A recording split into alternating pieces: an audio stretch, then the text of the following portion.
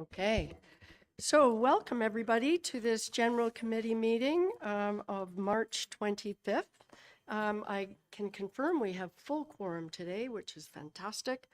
And Councillor Schumacher, would you mind reading the land acknowledgement statement, Not please? at all. So I would like to respectfully acknowledge that we are on the traditional territory of the Anishinaabeg under the terms of the Robertson-Huron Treaty number 61 of 1850 and the Williams Treaties of 1923. We commit to acknowledge, learn, educate, create opportunity, and honor sacred places, and take action towards real truth and reconciliation in support of our commitment to walking the path together in respect, peace, and harmony for future generations. Miigwech. Thank I you will have very it memorized by the end. I know. I feel the same. Thank you for that. And we're moving right along. We don't have any invited or ceremonial presentations today. Oh, I forgot disclosures of pecuniary interest. Wow. Are there any disclosures of pecuniary interest? Seeing none, I'm going to move along to invited and ceremonial presentations, which we do not have any. And so I'm moving to deputations. And in fact, we have 3 today, starting with our first one. And we are joined by Robert Davidson and we have Erica Young. I believe she's not here with us. So Robert, if you wouldn't mind coming down, that would be great to talk about the vehicles for hire bylaw, and you're representing Y-Drive. Okay, welcome.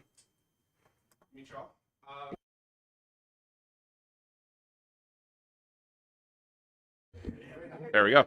Normally I'm loud enough. So I am filling in for Erica today. We have a sick kid at home and she's better at that than I am. So I'm going to be pretty brief and then open it up to any questions. I know a few of you saw the post online, so you have kind of an idea of why I'm here today. It boils down to the bylaw. We've been in Huntsville for coming up on 4 years as a rideshare program, similar to Uber and Lyft if anyone's not familiar, but locally owned, Canadian owned, family owned, and I actually grew up in Huntsville myself. My family's still here. The bylaw has been rewritten, I believe 3 times or amended 3 times since we launched. Overall, there's been quite a few changes. No bylaw is ever going to be perfect. There is one point of contention that's gone through all 3 revisions that I just can't wrap my head around. It's not moving in the right direction, and that is the fee structure for rideshare versus taxi companies. So the way that the bylaw has been since I first read Huntsville's was it's charged per car, which makes sense when you only have a taxi company. You pay per car to register it. Of course, you have to do your safety, your background checks, your vulnerable sectors, all that stuff's normal. When we came along, we brought it up. At the time, it was Andrew Stiller in office. We brought it up to him. He said, yeah, no problem, we'll get it addressed. Then when Corey took over, same thing. Through 3 revisions, it's still there. So we've been told by Corey and Chris, the best thing to do is to come and talk to you folks and see if we can find some common ground. The problem with it is we operate on a casual basis with the drivers. So we still do the vulnerable sector, background check, vehicle safeties, license them with the city. The problem is that each driver has their own vehicle. So taxi companies are being charged for, say, 5 vehicles if they need 5 vehicles on the road at any point in time. We're being charged for 20, 25 vehicles to have the same 5 drivers on the road at any given time. So I'm not asking for the fees to be adjusted. I'm asking for the fees to be changed to be per driver. So whether the town feels it should become lower or higher in terms of the amount is up to obviously bylaw and you guys. I just feel like in order to be an even playing field, if I want to have 5 cars on the road at 3 p.m. to help get kids home from school, I should be costing the same as the taxi company that also has 5 cars on the road at the exact same time. I shouldn't be penalized for having a structure that allows drivers to be casual, help out on weekends, come on in their free time, use it as a second job. I shouldn't be paying an extra $270, $280 a year above what the taxis are per driver that we have. At the end of the day, they have 20, 25 drivers on roster. They should be paying for 20, 25 drivers, or I should be paying for the amount of cars that I physically have on the road at any given time. So, Thank you for the brevity of your presentation and very concise as well. Thank you for that. Councillor Morrison. Thank you so much, Mayor Alcock, and thanks for coming. First of all, thanks for coming to our town. No problem. I've used your service a lot. I put my kids in your vehicles. I love knowing where they're at. I love knowing who the driver is, and it's been a welcome addition to the town. Appreciate that. I also used to run a bar where it was really hard to get my patrons home at 2 a.m. And back when I would have gone to a bar, it was hard for me to find a way home. So the service you're providing is amazing. Trying to get my head around it. I know that our team is awesome. I know that Chris Nagy and those guys are trying to work with you and do some solutions. I kind of wish this would have happened before the online stuff might have happened, because I don't think that was helpful, just being honest. But when I look at it from a business perspective, and I think we should do a review personally. I think we should work with you, do a review, find a way to where there's a common ground that it works for your company and doesn't disadvantage the companies that have been here forever, right? And you've mentioned that you have a good relationship with Al's. They've been here forever, so that's a good start. But when I think about the mention of the $270 per car, the one thing I don't think you mentioned, if Al's has 25 drivers and 5 cars, they pay $270 per car. You might have 22 cars, so you got to pay $270 per car. The difference is you could conceivably have 22 cars on the road making money. Al's can't, Correct. right? So that's something that where I'm thinking, where if we're talking about fairness, if they're paying for 22 drivers, but only 5 of them can drive at a time, that's something to think about too, right? Just a thought. Am I able to, Yeah, to for touch sure, on that? yeah. So the only reason so let's say the town did change it to you pay per driver instead of per car. In theory, there would be no additional cost other than the vehicle safety, which we incur as well, for them to also put all 22 drivers on the road at any given time. So they would also have no additional cost for the town. The comparison, lightheartedly, I get, but that would entail us having drivers on 24/7. So, which obviously isn't possible. We have drivers that work 15 hours a week up to, say, a maximum of 40, 50, even 60 hours a week if they choose to. Taxi drivers are the same. The difference is they can utilize that car 24 hours a day, 7 days a week, 365 days. Whereas if 2 of our counselors here are drivers for us, you can't use each other's cars. So you might work your 4 hours in the morning, someone else might work a 10-hour shift in the afternoon. You can't cross the cars. You can't utilize that car for more than just that driver. So it is easy to say technically at a given time, we could in theory put all 22 drivers on, but that would also mean that 6 hours later, we'd have no drivers on. So it does balance out. There's also a supply and demand aspect that comes into play. We at busy times probably need 5 to 7 drivers on the road. Same with Al, same with Independent.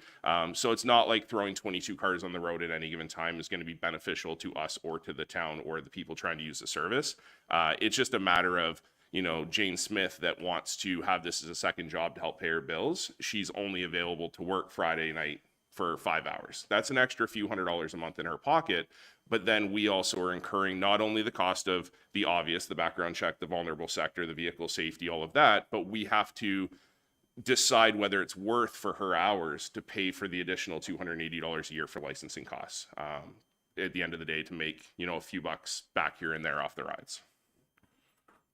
Follow up. Yeah, and I appreciate that because that makes sense. But I guess the counterpoint to that is that nobody's going to drive. You're not going to have more than a couple of cars on the road 24 hours a day here anyway. So that's not really what I'm getting at. I'm getting the fact that for Al's on the hot times, right? The 1 in the morning, 2 in the morning, school afternoon, school time, doctor's appointment times, for them to have the same potential revenue that you could have during those hot times, they would have to buy 15 more cars, license 15 more cars. Right. So that's where, I think you have a lot of great points. That's why I think a review needs to be done. But even just this conversation shows there's a lot of stuff to get our heads around and try to find a way to be fair to you so we see you grow and we have more drivers on the road. And with the cost of living now, I love the idea that somebody can augment their income because they don't have enough money to put their kids in sports or whatever. They just need a bit more cash. So I think there might be a solution, but there's more than just simply we're not being treated fairly. I think there's a lot more to that. Just my thoughts. Great. Thank you for that. Deputy Mayor Armour. Thank you, Your Worship. I think you answered my question already, but at that peak, at 3 o'clock in the afternoon or 2 in the morning, whatever, how many cars would you have on the road? Do you think? In your busiest season? Yeah, I don't manage Huntsville myself day to day. We have a dispatch team that does that. But I would say at its absolute peak, not including obviously tourists and bar time during the summer because we don't know what 2026 is going to hold for that yet. I would say realistically 4 to 5 drivers at any given time would have us at 100% coverage. We do have to play with the times a little bit. Like if Muskoka Landing, as an example, has a shift change, sometimes you contact the customers and say, we'll handle you at 3, the next one at 3:10, the next one at 3:15, because everybody's getting off at the exact same time. But for us or for a taxi company, it wouldn't make any sense to have more than 4 or 5 drivers on at any given time. Follow up? Thank you. Follow up for Director Maxwell. When the bylaw was written, was Y Drive and the taxi companies included in the conversation and writing the bylaw?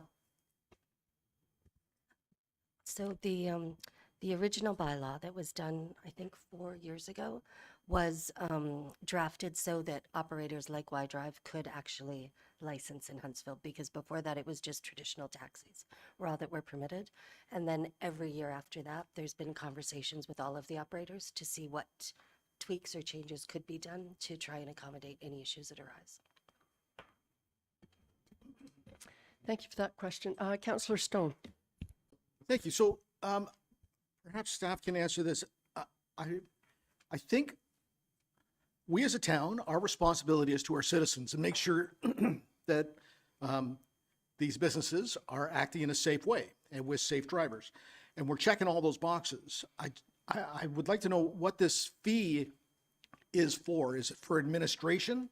What is this extra fee for to begin with, as long as they check all the safety boxes that we're responsible for? Okay, Director Maxwell, or should Yeah, I I go think to? if we could have Chris or Corey. come on. I'll go to our Chief Building Officer, Mr. Nagy.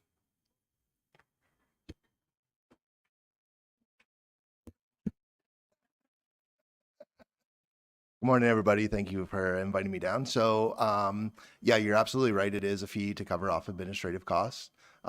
We previously, at one point, we did issue taxi cards or plaques, and there was a replacement cost and things like that.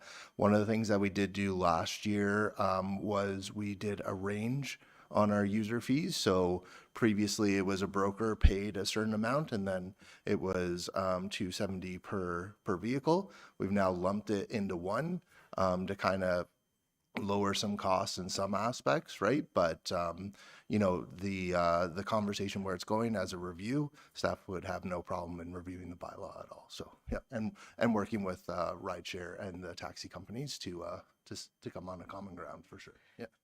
You would like to add Is something? it possible? Yeah. Sorry, I just wanted to highlight one thing in there because Mr. Nagy is absolutely correct, and it was redone, and it was redone with the best intentions. Still on the vehicle side, which was caught kind of last minute by everybody. My only comment on, he does have administration costs. Every town and city that we operate in has some sort of cost to cover that, ranging from 50 to 270. I will admit Huntsville is the highest of them all across Canada that we operate in. My comment though relates to going back to the drivers. At the end of the day, the vehicle's simple. Do they have a vehicle safety within 12 months or not? So that takes less than 4 seconds for Corey or whoever's reviewing it to review that. The effort goes into reviewing the driver. That's where you're reviewing driver's abstracts, criminal records, vulnerable safeties. That's where not only is time spent, but also judgment comes into play if there is anything on there and whether it's appropriate or acceptable or not. That's where the comparison falls apart. If the taxi company has 25 drivers, we have 25 drivers, and they're reviewing the files the same way, I don't see how the administration cost, the true cost, is any different. Yet we're paying, 5-6 times what the taxi company is paying for those same number of drivers to get reviewed. So my challenge isn't with paying the money. My challenge is if it costs the town X number of dollars to manage us at 25 drivers, then it should in theory cost the town the exact same to manage either taxi company with the same number of drivers. So why would the fees not balance out to be the same as well? All right, appreciate that explanation. You have a follow-up, Deputy Mayor? I know that. Thank you. Just along the same line, Yep. if I may. So, Chris, so if you were going to review the bylaw, you would bring each operator in and review it with them all, so they all come out in the same fair playing field. So there's not one company against the other company saying, you know, he's getting more than I am. Yeah, so thank you, through you, Mayor. So yeah, as my director had already implemented, we have had yearly meetings with the operators independently. Some have provided written comments with respect to the bylaw as to, hey, it would be great if you could focus on these areas and things like that. That obviously led into the bylaw change last year and things. So yeah, you're absolutely right. It would be looking to get comments from everybody that's currently operating as a licensed operator, and you know, coming to that common ground. But we would definitely include kind of the a Reader's Digest version of all the comments that we get within any report that we bring forward. So, yeah. Okay, that's great. I'm going to note, apparently I was wrong. Councillor Fitzgerald didn't have his hand up. I thought he did, but apparently not.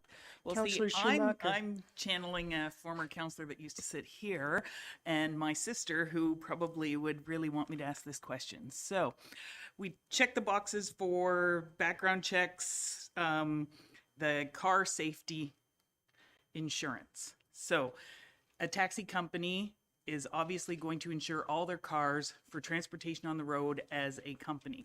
Why Drive, if you're picking up a casual driver, are you the one responsible for their insurance, or are they paying it? So then they know that even if the person's in the car, that's the insurance, but also when they're driving around, they need insurance themselves. Common misconception relates to insurance for rideshare. It's actually legally referred to as TNC across Canada. We have one of very few, I think there's only about 8 companies in Ontario that hold a true TNC policy. So it's obviously been provided to Chris and his team. What it does, it covers the second a driver logs into our app until the second they log out. It does have varying points of coverage. So 2 million while they're sitting doing nothing or en route to a customer, 5 million while a customer is on board. And then the other common misconception is that we're saving money by having that type of policy compared to a taxi. We actually pay currently 17.8 cents per kilometer that vehicle moves, empty or full. So it does add up extremely fast, which is why we need to look at other ways of not just mitigating costs, but making sure the costs are fair. Because a driver can easily cost me anywhere from $1,000 to $3,000 a month for their insurance, and we do cover that 100% on our plate. Thank you for that. Councillor Morrison, did you? Thank you. And again, Robert, I think this is great dialogue, and I think there probably are some solutions to be had. I think we all support your company. It's great. Is Bob your dad? Okay. Everyone loves Bob. And Bob is right up Is Bob there. up there? Yeah. Hi, Bob. Yeah. Bob's I- driven me around I a little did bit, you know. and my kids. So I think what this is showing me that when you brought up the point of the timing and the VSCs and the background of the drivers, and the fact that some drivers do only drive a little bit, I think we have a duty to be fair to the existing vendors. We also have a duty to the people of our town to make sure they can get around safely. So I think it's a matter of finding that balance where you guys can be encouraged to grow. And then, again, this is all on Mr. Nagy and a review, but perhaps for those that you can show are only working a certain amount of hours, a fee could be adjusted, it could be less, who knows? But I think there are some solutions. I thank you for coming to the table and opening our eyes on some of this stuff. And I know that Chris has been working really hard on this too. So to both of you guys, thanks a lot. And that's a perfect segue. I'm not seeing any other, one more. Okay, before I'll explain. Just a comment. I do want to say thank you, though, because I know Y Drive at the Port Sydney 100 anniversary did offer their service, and so they paid a chunk to be able to drive No, people it's home great. and It- be able to do yep. that in a smaller community, which I know for the residents of Port Sydney and Utterson, it's like, I think $40 or $50 just to drive out that way to pick somebody up. So I do appreciate that you guys are willing to offer that service for a community that does sometimes really need it. And it's good that you were here today. And so, Robert, you probably know this, but this was a great discussion. Where we will be able to have a further discussion is at the end of the meeting when we follow up on our specific delegation requests. So at the very end, we will follow up and have that, provide staff with the direction where we want to go. Okay, thank you very much. Okay. All right, so moving to our second deputation, we have Rachel Hunt here. Rachel, to do our highlights of 2025 of the BIA. And I have to say, I'm going to say it now, even though I'll probably say it at the end. Reading the presentation, all I could do was just smile.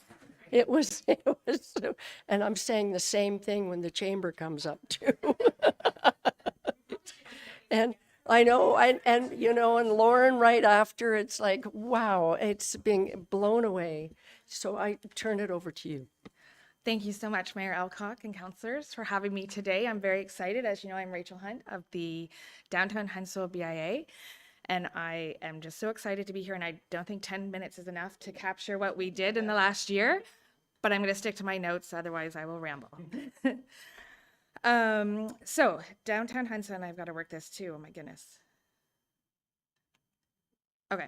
As you know, Downtown Huntsville, BIA exists to create and maintain a vibrant, accessible, and attractive downtown for businesses, residents, and visitors. We're funded through a levy on commercial property owners, and those funds are reinvested directly back into the downtown. At its core, this is local businesses investing and investing in the success of downtown as a whole, in Huntsville as a whole. Oops, back. Okay. Sorry. Okay, so our work is guided by 4 key areas. In 2024, the BIA did a strategic plan, and we came out with 4 pillars to work on throughout the next few years. And governance, events, marketing, and beautification are the key pillars that we work to strive to achieve in the downtown. And I just want to highlight something that's really important. So I represent 122 members in the downtown, and our levy is about $146,700, and we were able to increase that into a revenue of $349,300 over the year, which I think is something to celebrate, because every single dollar of that is reinvested into our downtown, and so I think that's pretty incredible. And that would not happen without the BIA Board of Directors. This work is guided by an incredible board of directors led by our chair, Christina Clark, who co-owns Main Street Local Kitchen, alongside passionate local business owners and representatives of those businesses and community leaders. And we're supported by our town liaison, which is Lauren McDermott of the Economic Development Office here.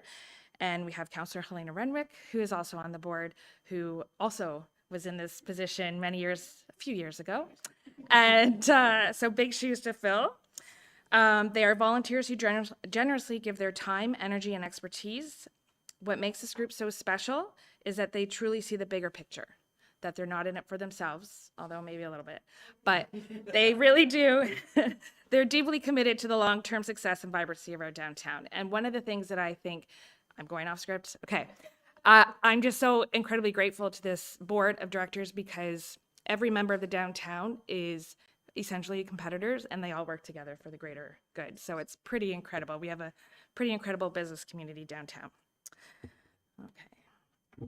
Okay, we are a small team. We have 1.5 of us. So there's the full-time, I'm full-time, and we have our part-time person, Annie Willick, who's been doing a lot of our marketing, which we're so grateful for. But we couldn't do this without our partners. And I just want to highlight, I owe a world of thanks to Hallie Clover, whose support and leadership have meant so much, not just to me, but to the success of our downtown. Dan Watson of the Huntsville Festival of the Arts brings incredible creativity and energy through the Festival of the Arts. And Kelly Haywood continues to be such a strong partner, helping elevate and promote everything we do. These people care deeply about our community, and we truly could not do this work without them. I also wanted to recognize some of the key staff at the town who put up with me, maybe, who are very supportive at just helping us succeed in all the crazy ideas that we bring them to do in the downtown. For example, Craig Pilling gets many phone calls from me about our events, and he's always encouraging and helps out big time. Alicia Horn, she put up with me a lot last year, and she was the key reason why we were able to successfully have horse and wagon rides during our harvest feast in downtown. And then Tina, of course, she just helps make everything look great in our downtown, and Riva Frame and Michael Perniak, and not to mention your entire finance department. So it just goes to show you that we truly are one team. Okay, our events. One of the biggest ways we support our businesses is by bringing people downtown and creating experiences people genuinely look forward to. In partnership with the Chamber, Festival of the Arts, and HMATA, Snowfest is a great example. Over 6 weekends, we turned downtown into a winter destination with a rink at the center of it all. From live DJs and glow skate nights to movie nights on the ice and to serving hundreds of ice cream sundaes in the middle of the winter. They all carried the same energy, and we brought that right into the summer market. We expanded the market last year into Rivermell Park and Kent Park, and we even made a space for our lovely four-legged visitors, as you can see, cooling off in the pool because it was, I'm sure, over 30 degrees last year. And our first Harvest Feast was something really special. It felt like a true welcome back for our local community. Not that they hibernate in the summer, but sometimes they do. And of course, we want to thank the mayor and some of the councillors who came to judge the pie tasting contest. I know that was a very serious responsibility. At the end of the day, these events create connections, support our businesses, and bring downtown to life. We also have events that have become traditions in our community, like the community tree lighting. It has grown into a truly collaborative event, bringing together businesses and organizations to create something special right before the Rotary Santa Claus Parade. It really feels like the kickoff to the holiday season in Huntsville. And our holiday market continues to grow in an incredible way. In 2025, we saw over 110 vendor applications, which was double from the year before. It's quickly becoming a staple event and major draw to our downtown. And this one is pretty special as well. This is one of my favorite moments of the year. The Tiny Tots Parade is full of joy, generosity, and community spirit. Our businesses show up in such a big way, creating a magical experience for families. And when you see the kids walking through downtown, smiling and laughing, and they're so cute in their costumes, it's a reminder that what we're building here is more than just economic activity. It's connection, tradition, and community. And that's thanks to Councillor Renwick, who started this in 2010. So it's been a long one. So we also introduced something a little more playful. Our sorry, I went forward. Beautification. So that is one thing that we also try to enhance in downtown. And last year we invited artists to paint our electrical boxes in the downtown. And we were so fortunate to have Kimberly Rideau and Jennifer Seward bring those to life. And they've added such beautiful character to our downtown. And then we've also seen our businesses come together through initiatives like our Canadian flags, where businesses purchased flags and the BIA supported them with banners throughout the downtown. It's a reflection of shared pride in our community. Also, last year was the Huntsville Horticulture Society's 100th birthday, and so we collaborated with them on their new banners that they displayed in our downtown, and we also gave them a donation to help their organization as well, because it's all about collaboration, and the BIA really believes in that as well. Okay, so we've had these fun, playful signs in Kent Park. Our LED letters in Kent Park encouraged people to take photos, share, and interact with the space, and it really took off. People were stopping, taking selfies, and even asking what the next word would be. Sometimes it's those simple, fun moments that make the biggest impression. Okay.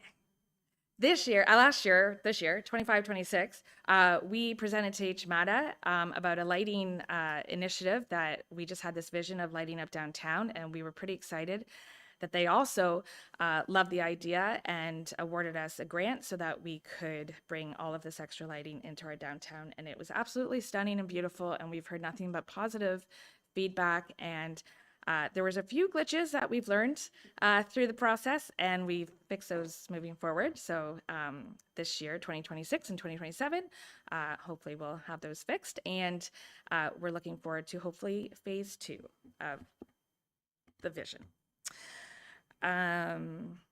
And then also our businesses also took part, and we had a co-op where if we encouraged them to light up the outside of their buildings as well, because we're really truly trying to make this a all-season destination for downtown.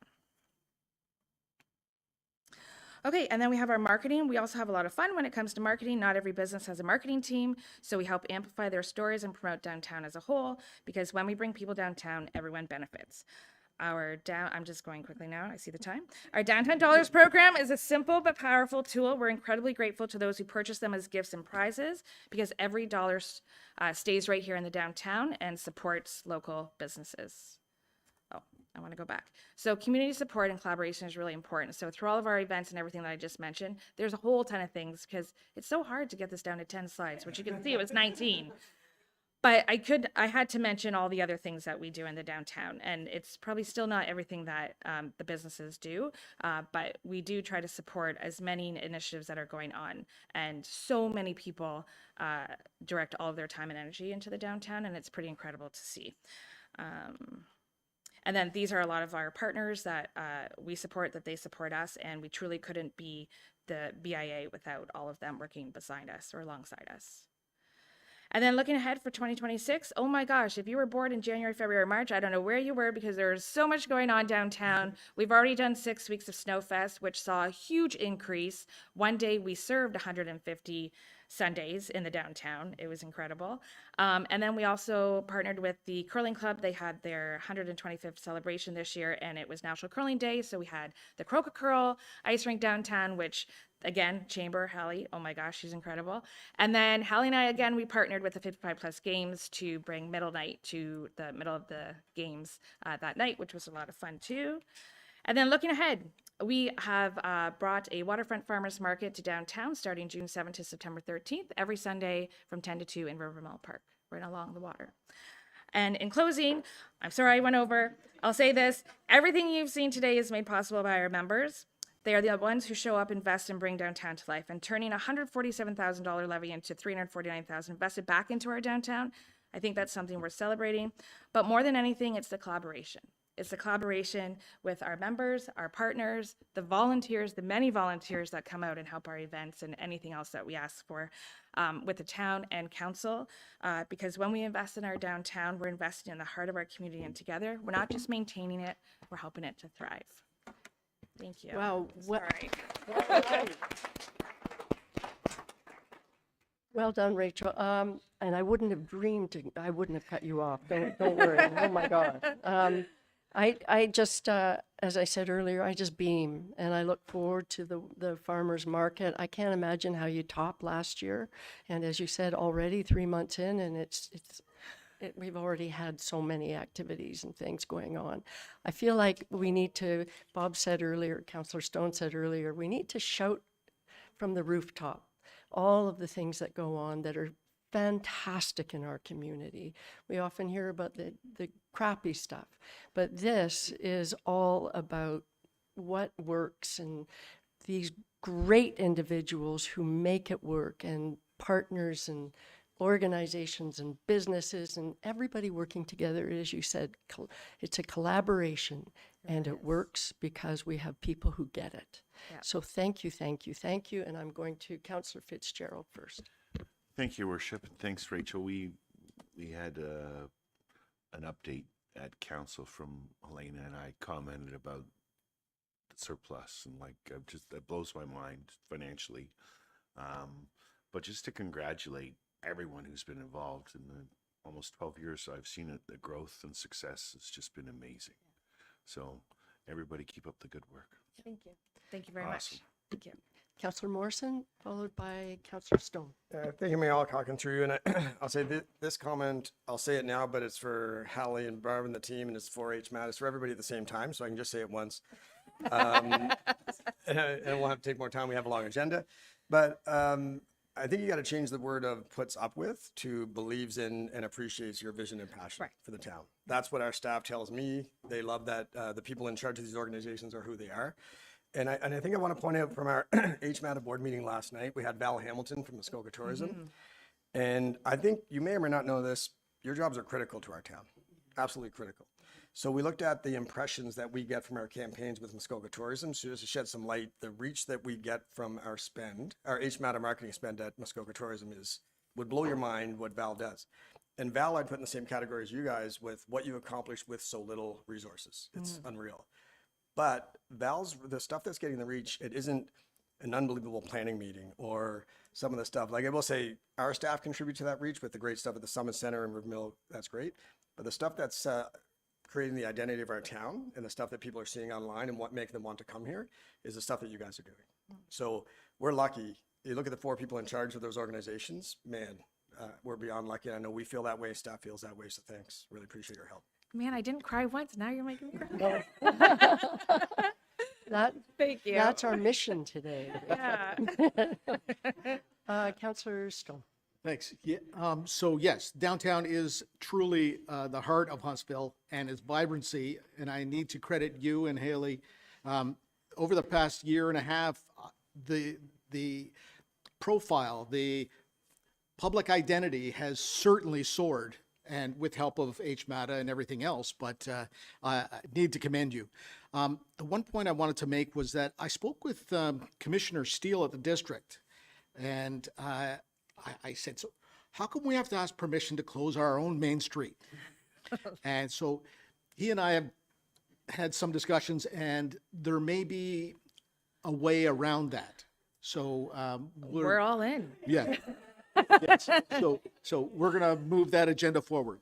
Okay. They've been discussing for a little while about that particular delegation of responsibility. Yeah, so certainly, yeah. Deputy Mayor Armour. Thank you, Worship. I'm not going to thank you because I think you've got enough. Thank you. Thank you. Appreciate Yeah, that. don't make me cry. I'm just curious with, I think I heard earlier that you were thinking about expanding the BIA. So I Yeah. wonder if that's still something that's on the books. Yeah, sorry. See, there's so much to talk about.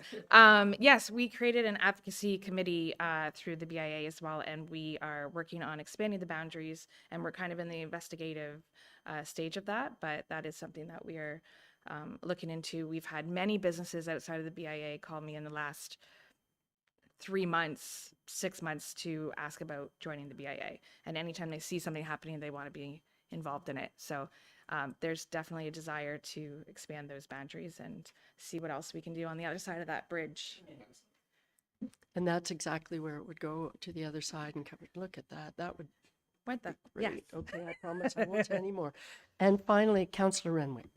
Thank you, Your Worship. And I have worked with Rachel for many, many years, and the fact that she started in the downtown as a manager and then slowly on, because she was the chair of the BIA for years, and now has become this is what she's meant to do. This woman has so much passion, and I'm not going to make her cry, but No. when she is Mrs. Christmas, and so the fact that we have these beautiful lights downtown, it's Rachel. It's really Rachel, and she is such an incredible collaborator, and every time I work with her, I just I'm gonna get goosebumps thinking about. But she's the heart of downtown, and the fact that the BIA is the heart of Huntsville, and the activities that happen. People that come to our town don't know it's the BIA, they don't know it's the chamber, they don't know it's HMATA or HFA, but what they do is it's priceless. It really is, and you cannot put a figure on it. And you look at the price, $147,000. It is, and 2 people, 1.5 people. Yeah. Plus everybody else, but Yes. really the BIA, 1.5 persons. It is amazing. So we are so lucky to have Rachel and the work that she does, and I thank you. Having done the job, I know, but you are knocking it out of the park, my friend. Yeah. So Thank you. Thank you. Absolutely, and I'm watching Rachel's face. she's holding it together. Just barely. Yeah. Finally, Councillor Schumacher. Okay, not to push you over. Yeah, for like the 5 people that we get complain that the downtown is closed every Saturday in July, there is so much more going on. And I grew up here, you know, all the back roads, you can get wherever you need to go without going downtown, to be honest, but go downtown. What I do want to say is for all the people that I've heard that say Huntsville's losing its small town feel, go to an event that the BIA puts on downtown. That Christmas tree lighting is something out of like a Hallmark movie, you know? It totally is. It's that very small town feel. And so that's where I counter with anyone who says that we are losing our small town feel, is go and participate in all the things that Huntsville puts on, from the chamber, from the BIA, and you get that sense of Huntsville and what we are all Absolutely. about. And I Yeah. think that that's what is to be celebrated. For Yeah. sure. That's I a great, agree. great comment, absolutely. And throw in Heritage Place at the same time. Yeah. Okay, oh, sorry, Councillor so Clark. sorry. I thought I was wrapping this one up, but apparently not. Sorry, Councillor Clark. Thanks, Mayor Alcock. I'll be quick, but I just wanted to say I was reading the other day about a town to the south of us. I won't name that town, but they're really struggling with their downtown to keep it vibrant and relevant, and their council's trying to figure out ways to do that. We're blessed here in Huntsville that we have a great downtown. It's vibrant, it's relevant, and we're blessed to have the people involved that work every day to make that happen. So thanks. Okay, would you like to respond?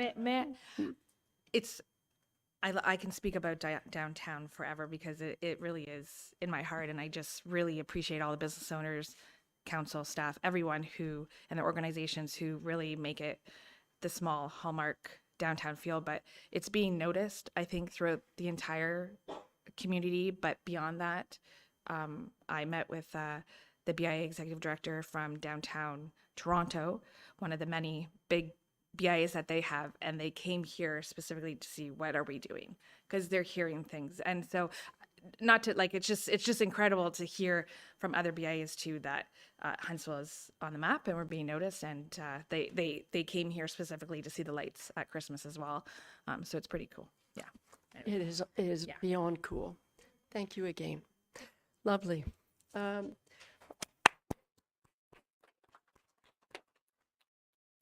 And with that, Holly, would you join us? And are you leaving Barb up there? All right, Barb's staying up there. All right. And we're moving right along to the next one. And you've got your support group up there as well. Okay. Over.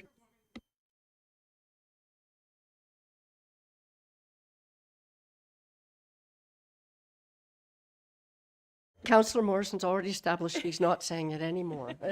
Yeah, right. Thank you, everyone, for having me today. I'm really excited to share all the things. It is very, very hard to get it all in 10 slides, I will tell you that. But again, like Rachel, I will stick to my notes to be wary of your time. So good morning, Mayor Alcock and Council, and thank you for this opportunity. On behalf of the Huntsville Lake-Based Chamber of Commerce, I am pleased to share a snapshot of our 2025 work and the impact of our partnership with the town. At a high level, our focus continues to be connecting business, tourism, and community, helping position Huntsville not just as a place to visit, but a place to stay, invest, and thrive. Our work is really about partnership, as you heard. The Chamber acts as a connector between business, community, and tourism growth. Through our work, municipal investment is extended into areas like business retention, visitor attraction, and community programming. This allows us to deliver measurable impact across multiple sectors with a relatively small team, very small team. To put that in perspective, we're supporting over 400 active members, engaging over 3,500 visitors in person, and working directly with 50 businesses through business retention, expansion, and attraction initiatives. This reflects our strong and growing business community and continued demand for support, connection, and programming. Visitor services, they're a key part of our work. In 2025, we supported approximately 3,500 walk-in visitors and handled over 1,200 phone and email inquiries. This is important because it supports the entire visitor journey, from planning a trip to arriving in Huntsville to connecting with local businesses. These touch points directly influence visitor confidence, length of stay, and spending in our community. A major part of our role is building a vibrant community through events and programming. We have a wonderful partnership with Hamada and the BIA and so many others. So from Maple Festival to the Muskoka 2-4 Craft Beer Festival, Snowfest, Canada Day, the Santa Claus parade we help with, all kinds of things. We're pretty much touching all of them. We also deliver 7 to 10 business development seminars annually with our partnership with the library, with workplace safety. There's many, many connections that we're doing with lots of learning for our businesses. The Rivermill Rink. The Rivermill Community Rink has become one of the most impactful winter activities. It drives foot traffic downtown during the winter months, supports local businesses, and enhances the visitor experience. It also plays an important role as a community gathering space, accessible, welcoming, and aligned with Huntsville's goal of becoming a four-season destination. This past season, sorry, just to go back to that, we estimate about 4,600 users of the rink. So it's a big increase. Volunteer Muskoka, we have relaunched it. So we're excited about that. This creates a centralized hub for connecting residents with volunteer opportunities, helping build capacity across our nonprofit and event sectors. It's a simple tool with a big impact on community engagement. Our first sector circles, so this is a new program that we brought in, and thank you, Mayor Alcock, for being present at the first one for our manufacturers. It's our supports industry peers together to connect, share challenges, and identify opportunities. Importantly, this brings funders to the table, helps break down barriers, and allows us to advocate more effectively on behalf of local businesses. Our business retention, expansion, and attraction work in partnership with the town has been growing. We're tackling available commercial lease spaces. We're tracking that, supporting development conversations, and helping both existing and new businesses find opportunities in Huntsville. This is about ensuring we remain competitive and continue to grow in our local economy. Workforce and recruitment. So 2 pieces here. So we partner with the YMCA to support their job fair. So this is a big one coming up in a couple weeks, I believe, the 9th. So we get anywhere from 40 to 60 employers come out to that, and anywhere from 600 to 700 job seekers. So it's a really important one for our community. And alongside that, we continue to do the work with the town of Huntsville and Lauren to do physician recruitment as a partner. We have a whole bunch of fun downtown with the NOSM and ROMP students, and we do a cool, amazing race with them. We get them on paddle boats and all kinds of crazy stuff, but they love it. And I know they love to stay and work here because of it. These are critical pieces of long-term economic stability, ensuring businesses and residents have access to the services and talent they need. Safe consumption zone. So this year, we are also introducing a pilot safe consumption zone at the Muskoka 2-4 Craft Beer Festival. This initiative is focused on education of cannabis and the harm reductions, not on sales. I want to give a big shout out to Greg Pilling on this one and the town staff. This has been wonderful and very, very collaborative in bringing this to our town. And so thank you to Greg for all the work he's done. He's approved it with the OPP, and I've got it with our insurance. So everything is in motion, and we're very excited to have this. The other one that was in Muskoka was at the Tall Pines Festival, and it was really well received, and it's going to be really exciting. So we're hoping that it sort of evolves the festival and brings new audiences. Okay, our team, I've got one of them back there. So Barb, she's the heart and soul of the chamber. She's the one that answers the phones and knows everyone and where to find them, and she's just wonderful. Rhonda Christensen, our bookkeeper, and our newest FedNor intern, she was Sophie LeBlanc. She is a shared intern. She just did her work with the 55 Plus Games, and she was fabulous there. So now we get her full time, which I'm really excited about. So she's fantastic, and she did great work with the games. So just in closing, I want to thank council and town staff and my lovely partners for this continued partnership. The work we do is truly collaborative, and that collaboration allows us to deliver meaningful impact across the community. With the continued partnership, we're not just maintaining momentum, we're building a Huntsville that thrives year-round for residents, businesses, and visitors alike. Thank you, Holly. And you, look, you've got, I see. I got two your her time back. How's that? Right? Exactly. Exactly. As if, I promised town staff I would keep it under 10. as if it was coordinated. Thank you again. I just, to Councillor Morrison's point, absolutely huge thank you for everything the chamber does. One thing I really, really like is the work that's going into collaborating, not with just the usual suspects, but all of the work that, for example, the manufacturing sector. Yes. Yep. And, you know, we talk about what makes a community tick. And if we lose our manufacturing, that's going to have a devastating result and for everybody in our community. So the chamber's recognizing all of that. And again, the work that you're doing, I know I've heard from one of the manufacturers how important it is for them that you host these events. And so clearly it's working. And I just think that that's brilliant. And again, thank you. Before I turn it to council, quick question. Volunteer Muskoka. Yes. I was thrilled to read about that. When was that launched, and have you had any feedback yet? It was just launched officially. We've kind of been doing some background work in the background to get it just the way we want it. But props to Sophie, my intern. Her and Leah Reeder have been doing wonderful work to get that beautiful website. We couldn't let it go because it was just so well done.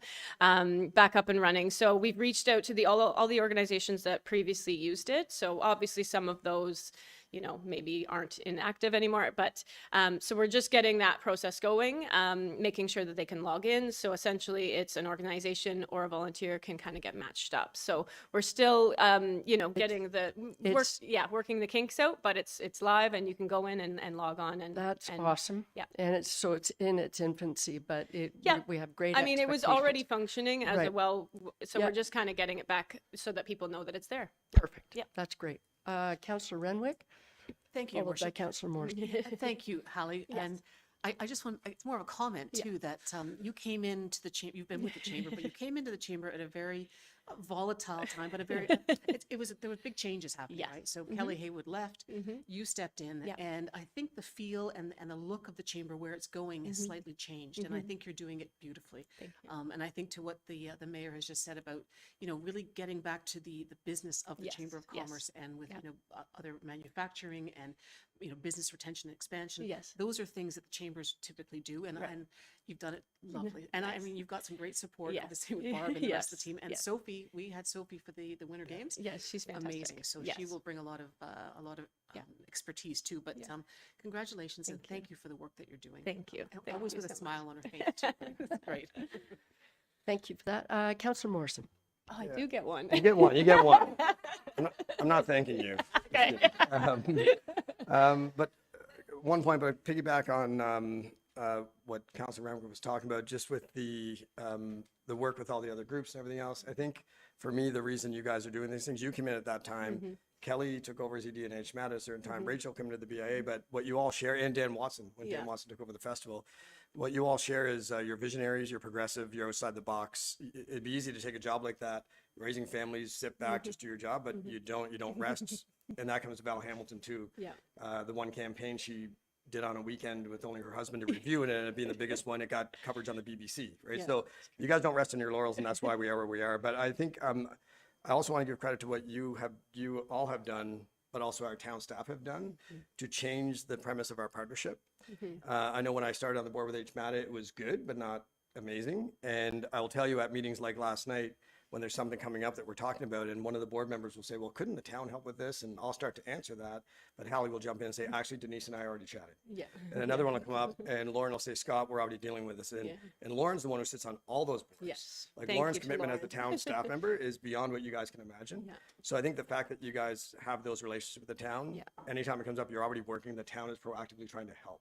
So it truly is a Oh, partnership. it truly which I is. think It's I love. fantastic. And thank you. Thank you.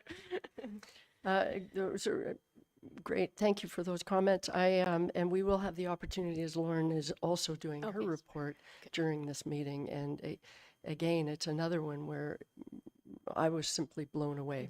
You know, it's a lot, which we know is ongoing, but there you go. Councillor Schumann. Yeah, just really a comment too. I may have had a beer with Mr. Aitchison at one point at On the Docks Pub, and we were chatting about growing up here and in high school and how this was very much a seasonal community, and it would roll up at winter time and whatnot, and how much Huntsville has expanded past that, and that people have full-time year-round jobs now in Huntsville. And I think part of that is the dedication of the chamber and sitting around this table at 2 terms and having like an economic consultant come in. And yes, we are a tourist town, but not to focus on that, to keep the retention of, to the mayor's point, our manufacturers and all the other businesses that make Huntsville great and give people jobs year round and an income to live off of in this community has been, just amazing to see how we have grown and progressed. And I do appreciate the work the chamber has done to offset that. To make sure that Very is important. seen. Yes, very important. Okay, I think, this time.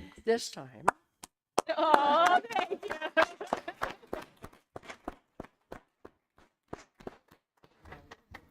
Thank you all. That was cause for great celebration this morning. We are actually done. And we can move on. All right. So we are moving on to our next agenda item, which is our consent agenda. And this is the first time we are using a consent agenda at this table. And basically, as everybody, I think, had a quick update from Jessica what that means, we've identified several reports that are primarily for information only that we could pass under one motion. And so I'm going to read that motion. It has been moved by Deputy Mayor Armour, seconded by Councillor Cloutier. It is recommended that the following consent agenda items be approved and or received. Report number Development 26, 28, 2025 Annual Bylaw Enforcement Review. Report number Development 2026, 31, 2025, the Annual Short-Term Rental Program Review. Report number Corp 2026, 22, 25, Council Remuneration and Expense. And report number Corp 2026-17, Community Grants and Support 2025. Council, do you have any questions with respect to any of these reports? Yes, Councillor Renwick. Thank you, Your Worship. I thought in the initial agenda, it was just 2 items that were on the consent agenda. So now we have 4 items? I think it was always 4. Okay. As Sorry, I recall. my Yep. apology. But that doesn't mean you can, if you have a question about any of one of these, any other comments or questions? Seeing none, then I will call the question. All those in favor? And that carries. That's great. So basically, the reason we have consent agendas at the district. I've had them for a couple of years now. And it's another way, I know we often sit around the table and we have a report and we say, not sure why this had to come to this table. Or it's just another way to make our meetings a bit more efficient from a time perspective, a use of time. So seemed to work just then. And that's all I can say. So with that, I am turning it over to Deputy Mayor Armour for our divisional reports. Thank you, Your Worship. Can we make this consent agenda too? No. Very quick. So divisional reports, we have 7.1 is 7.1.1. We have Dave Zilke here. He's report number DEV 2026-27, funding opportunities to support detailed energy audits and facility retrofit planning. I do have a motion that comes along with it. It's moved by Councillor Morrison, second by Councillor Schumacher. And whereas the corporate greenhouse gas, GHG, emissions inventory and regional climate change mediation plan, the RCCMP, was endorsed in principle. And whereas facility-specific retrofit plans need to be developed for the town buildings and integrated into the asset management plan to implement the RCCMP. And whereas staff have sought internal funding from the Federation of Canada Municipalities, the FCM, and the Canadian Urban Institute, CUI, to offset the costs of these plans. Now, therefore, it is recommended that the Director of Financial Services, Treasurer, be authorized to enter into any agreements or any required agreements or report required funding from the Federation of Canadian Municipalities and or the Canadian Urban Institute should one of those or both of our applications be successful. And further, that staff be directed to report back on the details of these funding applications. And the floor is yours, David. Thank you, Chair, and good morning, Council. I feel as though I might owe you an apology for all the acronyms and the length of that motion. I hate them. So sorry about that. Really briefly, I just want to speak to the report to say that retrofitting the town's facilities is an important part of both our climate adaptation plans and our mitigation plans as we're looking to adapt to the changing environment around us and ensure the resiliency of these facilities and these infrastructure moving forward. The climate change mitigation plan that's referenced in this motion, it does present a high-level summary of our building energy use and some retrofits that could be employed that would enable us to meet those goals that we've set. These are things like cold climate air source heat pumps, rooftop solar photovoltaic panels. But what those systems tend to have in common is that they're rather expensive to implement. And I know that when that report was received by council, that was some of the discussion around the table, was that integrating these into our asset management plans without seeking external funding would be very challenging to do so. The goal of this funding is to create facility-specific retrofit plans that would enable us to explore other potentially more cost-effective measures that we could integrate more easily into these asset management plans and our capital planning processes that would focus on improving different aspects of the building envelope outside of the measures that are discussed within that mitigation plan. So this would ideally be things that would be less expensive up front, have a faster return on investment, improve the overall building comfort for the users in a meaningful way, while also reducing our energy use, our greenhouse gas emissions, and ideally our operational costs as well. So we've identified and applied for the funding opportunities that are within this report in front of you, and I'm excited to share that as of last night, we learned that we did receive funding from the Canadian Urban Institute for the second part of that. So we will be taking those next steps to move forward if council approves that today, to look towards creating one of these facility-specific retrofit plans for Utterson Community Hall was the building that staff had worked together to identify.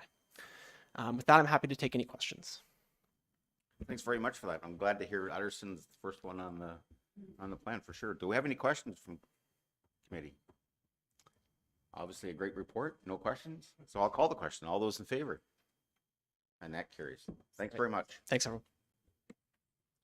And with that, we're going to move on to 7.1.2. We have Corey Cruson coming down and their chief building official. It's report number DEV 2026-29, repeal and replace Clean Yards bylaw. And with that, I have a motion moved by Mayor Alcock, seconded by Councillor Renwick. It's recommended that committee approve the draft Clean Yards bylaw attached as Schedule A to report DEV 2026-29, and further that the bylaw be provided to council for consideration, and further that bylaw 2007-55 be repealed upon final approval by council. Thanks, gentlemen. Thank you, Deputy Mayor Armour. So just to note some changes within the draft bylaw, section 2.4 has been provided to put a distinction between urban designated urban areas and the properties outside those areas. So designated urban areas more the downtown cores, like downtown Huntsville and properties like that, where the grass has to be maintained at 6 inches or below from the rear of any structure on a property to the street line, just to keep that curb appeal from the street. Any lots that are outside the designated urban area, we've adopted the Ministry of Natural Resources Fire Smart program with all the setbacks. As per their standards, any vegetation must be maintained from 10 meters from that structure outwards. So, and again, that'd be at six inches or less within that 10-meter setback. The intent of the Fire Smart program is to ensure that any vegetation that is around a building is set back so that there's a fire break between where the vegetation is and where the building is, so that in the event of a fire, it provides a safe buffer both for fire services attending and to get the fire out. Also, one other thing to note is that any trees that are within that 10-meter setback will not be asked to be removed unless they're dead, dangerous, or cause a hazard. We've also added in a section under section 2.5 for the creation of pollinator gardens to be allowed on a property. These have many different benefits for bees and other stuff like that. But when someone does plant them, they have to intentionally plant it as well as designate it in an area that's defined. So it can't be a whole front yard. Also, we've put into the bylaw that invasive species cannot be planted anywhere on the property. It can't be kept, must be removed as per the bylaw. I've also kept in section 6.0 for the 14-day notices is what it typically is. It's a work order that if there's a violation of the bylaw, the property owner or the tenant has 14 days to rectify that issue. As well as we've added in a discontinue activity order under section 6.9, which will come into play if there's a second offense for the same offense or in the bylaw. Typically, this would be a long grass complaint where we give 14-day notice, grass is cut, and then it happens again. That notice does provide for 48 hours for someone to cut the grass. And finally, section 11, I've added in just to bring the Clean Yards bylaw into the AMPS program. And with that, I here for any questions, unless Mr. Nagy has any. If I may take a quick second. So I did want to acknowledge Corey and David on their work on this bylaw. The pollinator gardens is obviously a new thing, and provincially a lot of municipalities are adopting it. They did a great job of noting the delineation around those pollinating gardens and everything in the bylaw. So it's not just, hey, my whole front yard is a pollinating garden, right? So so that's great. The other aspect, just with the Fire Smart quickly, if I could, we've run into where we've had to do enforcement in the rural areas, and the neighboring properties may have 5 acres cut, right? And our previous bylaw spoke to representing the neighboring properties, right? So the previous owner did have their yards cut to that same kind of acreage and everything like that, but that is obviously a huge extreme cost that the municipality would be putting out and then trying to seek that cost back by getting that work done. So by adopting the Fire Smart aspect, we're ensuring that all of our first responders and everything going in, heaven forbid there is an issue like with respect to fires, we know that if there was enforcement done by the town, at least that's in a safe condition, and we're not increasing the cost to those property owners of clearing out a ton of grass and things like that, right? The other aspect, quickly, it notes 10 meters. However, internally, we recognize that if there's a property line that's within that 10-meter setback, we would ensure that we're only cutting to the property line and not adding costs to the neighboring properties, right? So like I said, it is a standard. It's set up from a federal aspect, which is kind of nice to adopt, especially in that rural setting, right? So with that, I'll let Corey Cruson handle any questions. Yeah. All right, do we have any questions? Mayor Alcock. Thank you, Chair Armour. I really like the work on the pollinator garden. I think that's great, and I think it provides people with some direction as well. So I think that's a really nice addition. A quick question around the Fire Smart guidelines. How will people know what they are? How will we educate the public as to what those guidelines are? Because otherwise, it's a lot of time policing them, and I'm not quite sure how we can get a handle on that. Yep, through you, Chair Armour. There is a online pamphlet and website that the Ministry of Natural Resources does have, and I believe we do have pamphlets down at our second floor counter too. That can be.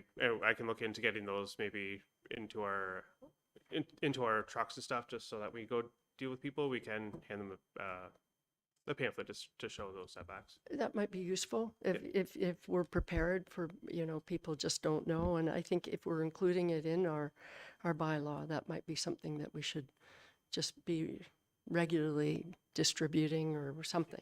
Okay, thanks. Councillor Reinwald. Thank you, Chair Armour. And through you, thank you for the report. In our previous consent agenda, you had mentioned in your report, Corey, that there were 81 infractions with property standards. Out of those 81, are many of them because of, like, are there complaints about these pollinator gardens, or are some of the 81 complaints also about the gardens that are just overrun? Is that some of the complaints you get? Yeah, so through you, Chair Armour. So the property standards complaints are actually a different bylaw than the clean air bylaw. Property standards deals more with building maintenance, and so if there's poor sidewalks maintained outside a building, or there's inadequate water to a building. So it's separate bylaw. I can see if I can find the numbers for under clean yards that would, I don't know them off the top of my head, unfortunately. So just to clarify then, so the 81 infractions have nothing to do with this. This is completely separate. This bylaw doesn't cover anything. Like if someone's complaining about a yard or something that's overgrown, that's not property standards? No, that would be a separate bylaw. That would be the property standards bylaw. It would be. Yeah. Yeah, so it's a separate. Okay. Sorry, if I could clarify. So Yeah.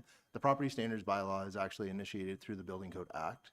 So to Mr. Crusen's point, it's generally around the actual structure of the building and the safety of the building and renters, if applicable. The Clean Yards bylaw that is being brought forward today is about the actual cutting of the grass or decayed trees or vehicle storage, things like that, which we've always had a Clean Yards bylaw. It's just an update with respect to kind of seeing this rural and urban and the pollinator gardens now, right? So Thank you. Thank you. Councillor Schumacher? Yeah, no, through you, Deputy Mayor. No, good. I like the pollinator gardens in the rural area. There's one of our towns to the south of us, I think last year implemented a no mow May.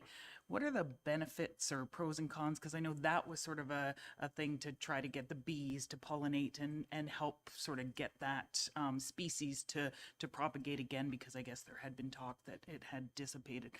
So what are sort of pros and cons to a no mow May?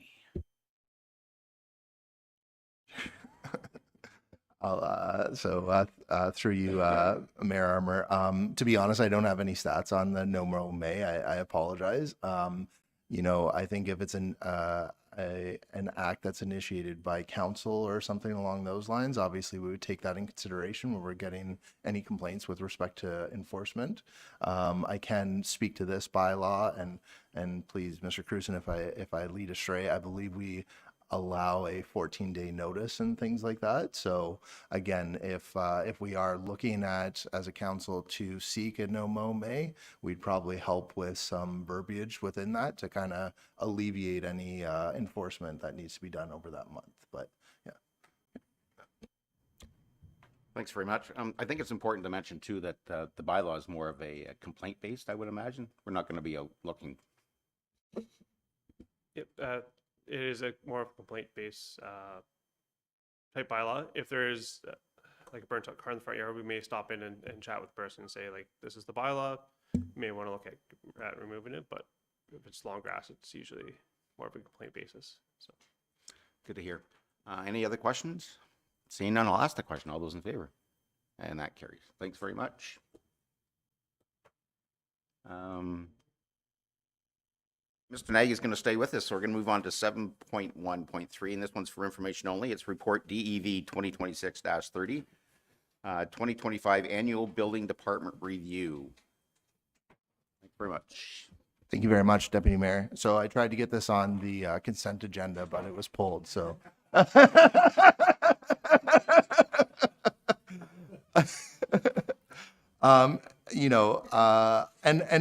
And I will say with good reason, I do want to, kind of speak to some of the numbers and where the building department was in 2025. So unfortunately, I don't think it's a surprise to anybody around here, but due to the economy and things like that, we are lower in our building permit numbers and therefore lower in our building permit revenues. Now, some of the things that are going against us even further is the province in 2023 created a deferred revenue aspect. So you're going to see within the report that there was roughly just shy of 800,000 that is recorded under revenue. The actual fact is it's more closer to $1 million. However, because of this deferred revenue, we can only use the revenue that was actually either used for plans examination or inspections, and we still need to hold off on some that maybe building permits haven't been finalized under that year, right? So there is kind of on the back end this other reserve that has that allotted amount. The good part about it is if there were any requests for refunds or anything or cancellation of permits, then we have that ability. One thing that's really good that as a department we set up previously was we do have a building stabilization reserve, and therefore that's how we would have dealt with that in the past. So from our standpoint, or Huntsville standpoint, we had already enabled tools to deal with this issue. However, unfortunately, the province has said this is a new mandate and this is how you need to record your building permit revenues moving forward. The way that we've categorized those is we've reflected back to our refund policy and basically said, once we have received an application and we have it inputted into Cloud Permit, then there's a 25% revenue that we allocate for that year. Once the permit's been issued, it's a 50% allocation, which is in line with our refund policy. And then once inspections have occurred, then we allocate 75% of the revenues to that year. Obviously, the encouragement is once it's been occupied and or finalized, then there's 100% revenue. So just to kind of give you that aspect, and obviously we are showing a large amount coming out of that reserve for 2025. And that's kind of the triggering aspects of why there's so much. It would be lesser if we were, 2022, in that we would be using all of our revenues for that year. I would like to highlight kind of some stuff that's in the report on moving forward, because there are some programs that we do plan on bringing forward that could generate more revenues to the building department, being the more proactive approach with the reinspection program for septics. Right now, we are flagging those at property sales as well as through the STR program, which is working out very well. However, noting that we have this tool for a reinspection program, we are looking to set up a program, and we will bring that forward in a future report on this is what we're looking at. And if we're looking at third-party reviews or anything like that, council will have the ability to comment on that at that time. The other aspect is dealing with dormant building permits. So I do sit on a committee to deal with and create a structure for municipalities to hopefully adopt to deal with dormant building permits, which would obviously lead into, depending on the age, potentially dormant building permit fees to reinstate it and get out and do inspections or special inspections, which again. And then additionally, I wanted to note in 2028, under our user fee schedule, we actually have noted that we are going to be increasing our building permit fees. So last year it went from $10 per thousand to 11. 2028 it's looking to go to $12 per thousand construction value. Just so everybody knows, that's in line with our area municipalities, with the highest being in Perry Township, $15 per 100,000, and Muskoka Lakes and Lake of Bays already being at that $12 per thousand, right? So we've always kind of been on that lower end, which has been great, but obviously we're looking at how do we keep that revenue neutral department. So with that, I'm happy to answer any questions within the report. Thanks for the report, very extensive. I go to Councillor Clark first. Yeah, thanks, Deputy Mayor Armour. Thanks, Chris, for the report. I found the construction activity chart very, very interesting and telling. It's definitely a reflection of the economy and the current real estate market, I think, in general. I mean, they're well below 5-year averages in all categories. So I don't see 2026 as being any better than the previous couple of years, might be worse even. So is the, I'm sure you have been, but is the building department budgeting properly for reduced revenue, even possibly less revenue or substantially less revenue than last year. Through you, Deputy Mayor, and thank you for that comment. I can confirm that, you know, a lot of the third-party software integration and things like that had an added cost to actually implement, like implementation costs, has been frozen. So we aren't doing really any implementation for the 2026. We're also at an aspect that we've got everything that we need from a staffing standpoint, right? So we are pulling back and being, as always, you know, with respect to training and things like that, if we can reduce costs in that aspect. And our training has actually gone virtual, so the meals and accommodation it can be reduced and everything like that. So cautiously moving forward to know where we are cutting back on a fair amount. So Thanks for that. I'm going to go to Councillor Morrison, then Councillor Cloutier. Thank you, Deputy Mayor Armour, and through you to Mr. Nagy. I know from chatting with you, the building code changes every year, as you know, and you get this big update and you have to decipher that and go. And there's no doubt that the building code has an impact on housing getting built. And I think a lot of those updates are for safety and whatnot, and it's great, but they also do have an impact. You guys are impacted so heavily from stuff outside your control. So on that note, have you seen any move from the province to look at making improvements to the building code to encourage more homes to get built, kind of relieving some of the restrictions? Is there any of that, or is it still going in the same direction of getting more restrictive every year? So thank you, and through you, Deputy Mayor. So I had the privilege of actually being down at a conference for one day, and the ministry did a presentation. And so you may or may not be aware, Minister Flack looked at the building code and said, "How is this in 2 books? Like, this is ridiculous." And they were given the task of actually reducing that building code down into, you know, a smaller document. Further, it's kind of interesting in that, you know, for the longest time, the Ontario Building Code was its own entity and didn't have any influence. Well, because they're trying to align it with the national code, anytime a new national code comes out, it's a requirement of the province that within 4 years, they adopt a certain percentage of those requirements, right? So I just wanted to make everybody aware in that it's not necessarily just the Ontario Building Code that's influencing those changes. It's the national code, and then what can we actually adopt, right? So it is a lengthy process. There are committees that people can sit on and put in their comments as to reducing, you know, maybe costs and things like that. But I would say that the code is what we have today, and as a staffing member, you know, unless you're on one of those committees and giving suggestions, and it's not necessarily saying, hey, they're going to adopt it, we can only enforce what's in that code, and that's our regulation to and requirement to do moving forward, right? So are we open to alternative solutions where we can maybe mitigate some of the costs? Absolutely. And I know my staff are open to that, and we deal with those things. But yeah, the code is the minimum standard, and there is a lot of influence on why it's written the way that it is. So yeah. Follow up?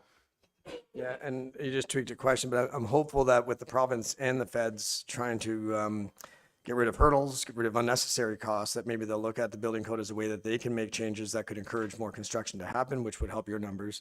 But so you say it has to, within 4 years, tie into the national code. Does Minister Flack have any authority or potential to influence that national code, or is it done high level at the feds and then they just push it down without collaboration?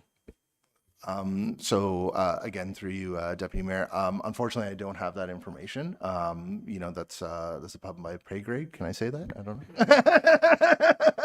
No, but unfortunately, yeah, I'm not too sure how it's influenced. I know under the Ontario Building Code, like I said, subcommittees get created when they actually bring forward like energy efficiency and things like that, and those individuals are representatives from, you know, the Home Builders Association, Ontario Building Officials Association. There's also the stakeholders, right? So individuals such as, you know, a couple of years ago, the heat recovery drain came into effect because there was a stakeholder that was on there on the energy efficiency as to, hey, this is a great product, so we should be putting this in, right? So, yeah. Councillor Cloutier.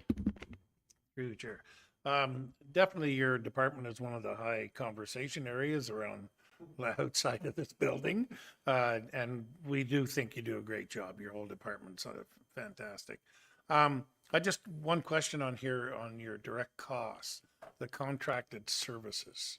What are most of them so people can understand? Absolutely, and thank you through you, Deputy Mayor, again. So our contractor services are things like cloud permit, the DigiPlan aspect, which helps us mark up drawings, so we know what the actual drawing going out it's approved by the town and things like that.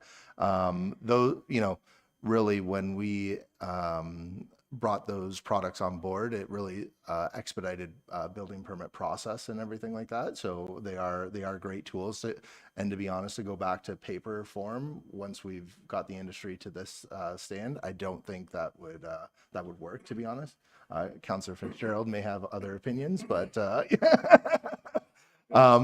yeah, the other key thing that's hard to highlight, but has been encouraged through our risk management team is, you know, the way that documents are actually being filed and kept, and not having that paper copy kind of floating around is a lot better if and when, you know, we're brought into litigations, right? So the aspect of being able to actually watermark those drawings, and when you're sitting around that table and, you know, a drawing comes out without that's an easy, well, that's not ours because there's no watermark, right? So there is a cost to do business properly, and the contracted services are really that third party that enables us to do the day-to-day. So yeah. Follow up? Yes, thank you. Yeah, I just find a lot of in conversations that I get with the cloud system is the small guy, the builder that's got 1-2 employees that he's got to manage them, and then manage the permits and the thing through the cloud system, that he's trying to do 3 jobs, Right. Yep. basically, you know. But and the bigger companies don't find it too bad because they have somebody that actually does that job. So that's the biggest feedback I get. It's the smaller guy sometimes struggles with it because he just doesn't have the time, or, well, he has to make the time now, but I mean, that's what it is. And they want that more personal contact all the time, whereas the bigger companies don't. They just know how to manage it. And I think maybe, I don't know, it's awareness or education maybe. Sorry if I can use that as a plug. So, you know, although we did adopt an online service, and, you know, from day one, I've always said this, in that we have set up at the town for people to come in. If they come in with hard copy drawings, you know, the smaller set, the large set, they would need to go out for scanning. But we have a great team downstairs that helps out with the applications. There's a computer set up so that we can go through the process and apply and everything like that. And we still have our dedicated inspection line. So even if they need help to just get that all set up, once it's out on site and they need to call for a framing, or they need to call for footings or anything, that is still there, and we'll happily just take that call and put it into the system and make sure it's all there, right? So yeah. We're not closed by any means and saying, no, we won't deal with you at the counter. We're 100% in supportive of anybody coming in and they needing assistance. So, yeah. Councillor Renwick. Thank you, Chair Armour. And Councillor Cluche actually asked the question I was going to ask about the contracted services, and that was answered. Thank you. But in addition to that, and maybe it's just a follow-up, so there are contracted services, but are some of those the fees within the contracted services the actual licenses for cloud permit, or do we deal that with on an annual basis? And what percentage of that? I mean, I'm digging down into this, but of the $105,000 of contracted services, how much of that is actually licensing that we do, as opposed to paying someone to do some of the work that you're saying? Yeah. So through you, Deputy Mayor. So I can confirm that the contracted services have nothing to do with actual people doing work on behalf of the town. It is 100% the licensing aspects to software. Yeah. Councillor Fitzgerald, you have a question? Yes, thanks, Chair Armour. Just a comment about the cloud. It's not a perfect system. and public's definitely getting more used to working with it.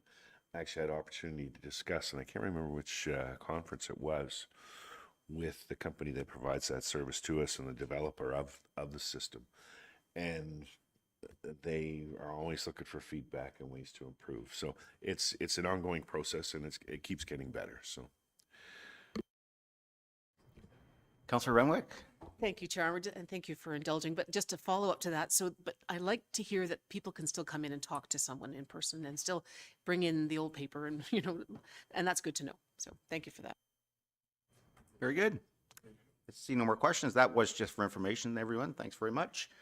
And we're going to move on to Divisional Report Community Services, and Councillor Schumacher is going to assume the chair.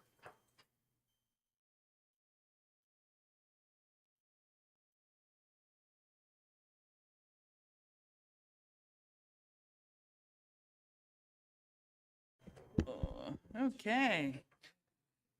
Getting happy and warm here now as the heat comes on. And community services, everybody's excited for community services and the heat comes on. Perfect. Can I just interrupt for 1 second? We do have a report back on the clean yard stats from Director Maxwell, if you'd like to. Okay, then we can have that. Thank you. I just wanted to confirm that in 2025, we had 67 complaints for clean yards. So pretty significant. Thank you, Schumacher. Thought I had it on. I guess it's on now. For community services, and I have Cameron here, Levante, to do 7.2.1, report CS 2026-3, public access defibrillator program donation. And I have a lovely long motion here to read. So it is moved by Councillor Fitzgerald, seconded by Councillor Morrison. Whereas the Port Sydney Firefighters Association, oh, and you've put it up for me too, thank you, and other members of the community would like to provide a donation to cover the cost of a save station, an automated external defibrillator, AED, for the Port Sydney Beach. Now, therefore, it is recommended that committee accepts the donation to cover the cost to purchase a save station, an automated external defibrillator, AED, for the Port Sydney Beach. And further, that the new AED and save station be added to the town of Huntsville's capital asset inventory. And further, that the operating costs for 2026 will be covered within the approved 2026 budget, and ongoing annual operating expenses associated with these assets to be included in the mayor's draft 2027 budget and future budgets to reflect the increase in operational costs.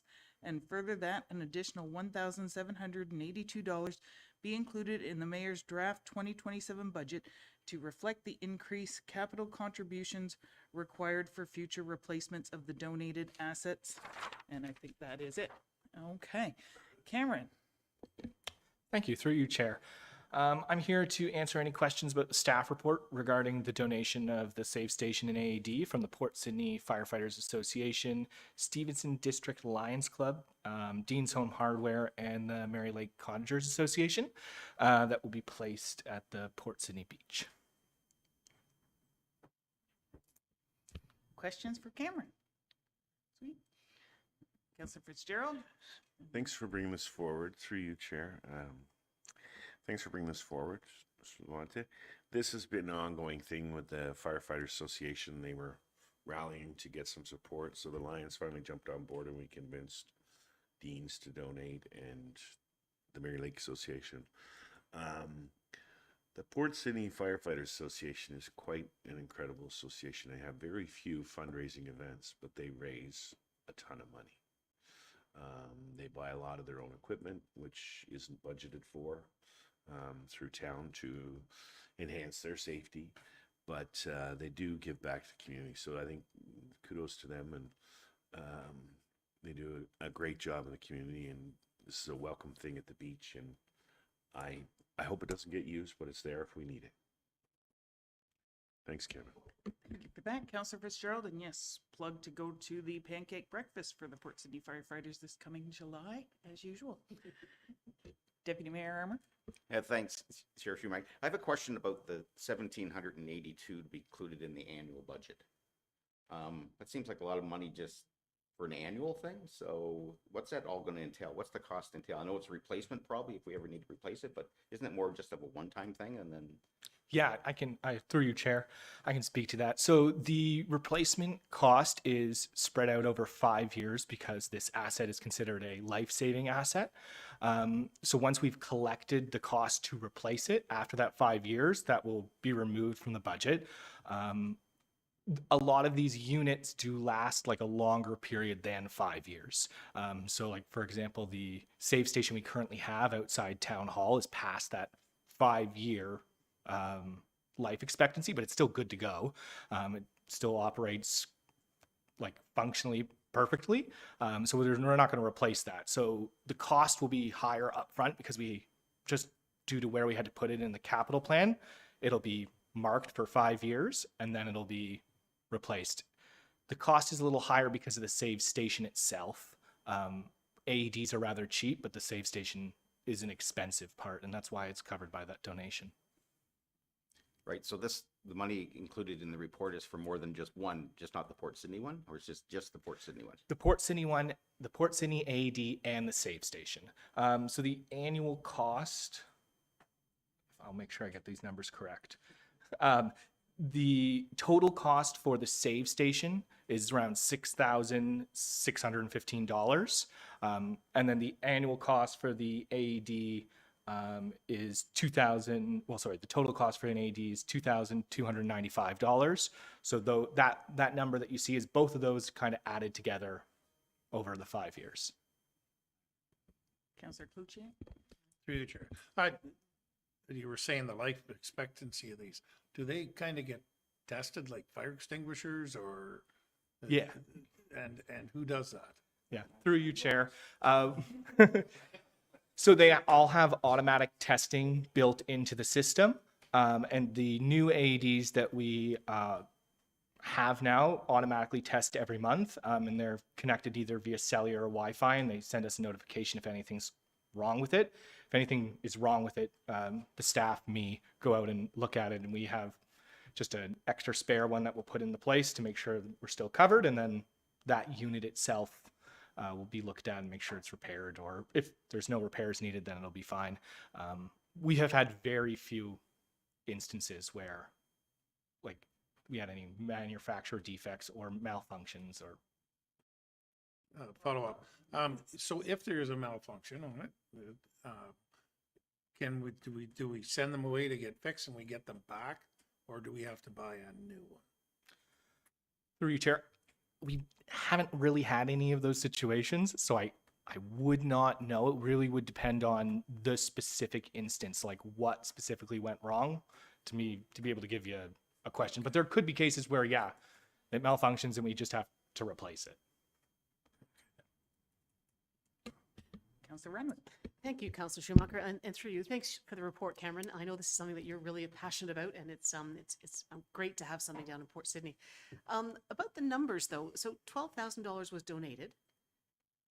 So there's going to be some money left over in that donation, or is it all being used? Because it's 6,000 something for the station plus the AED. So there is money left over. Through you, Chair.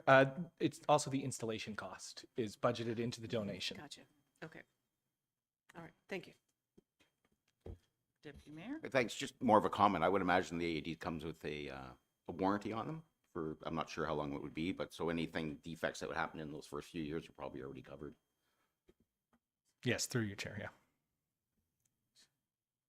Councillor Fitzgerald?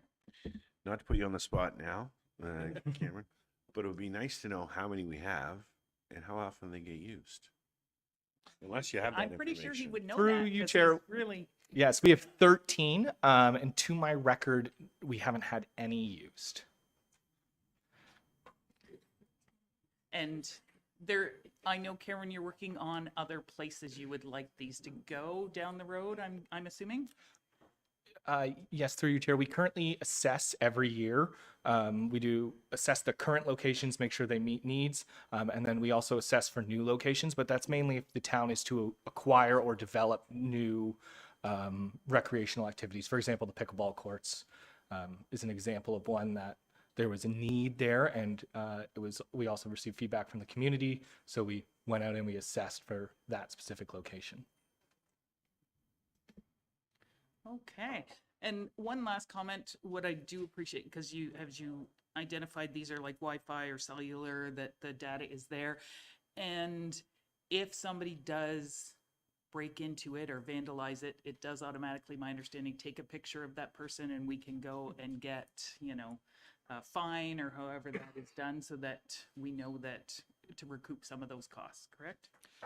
Yeah, it does alert whenever the case is opened, and then when the case is opened, depending on how you reset them up, it makes a 911 call, and in addition, it takes a picture, which is good. Yeah, I wasn't sure if everyone at council knew that, but yeah, so yeah. Councillor Stone is not taking it. If you're using it for the right purpose, we're not going to fine you, but yes, so yes. Okay, so I think that everybody's asked their questions. I will call the question. All in favor? And that carries. And we at a point where people need a break before I go on, or do you want to call it when I move it to you? Sure. I'm done, so do we want to call a break or move it to you and call a break? Yeah, before I take over as chair, do we want to have a 5-minute bio break? Okay, so we'll do a 5-minute bio break because we have a long list in FCS. So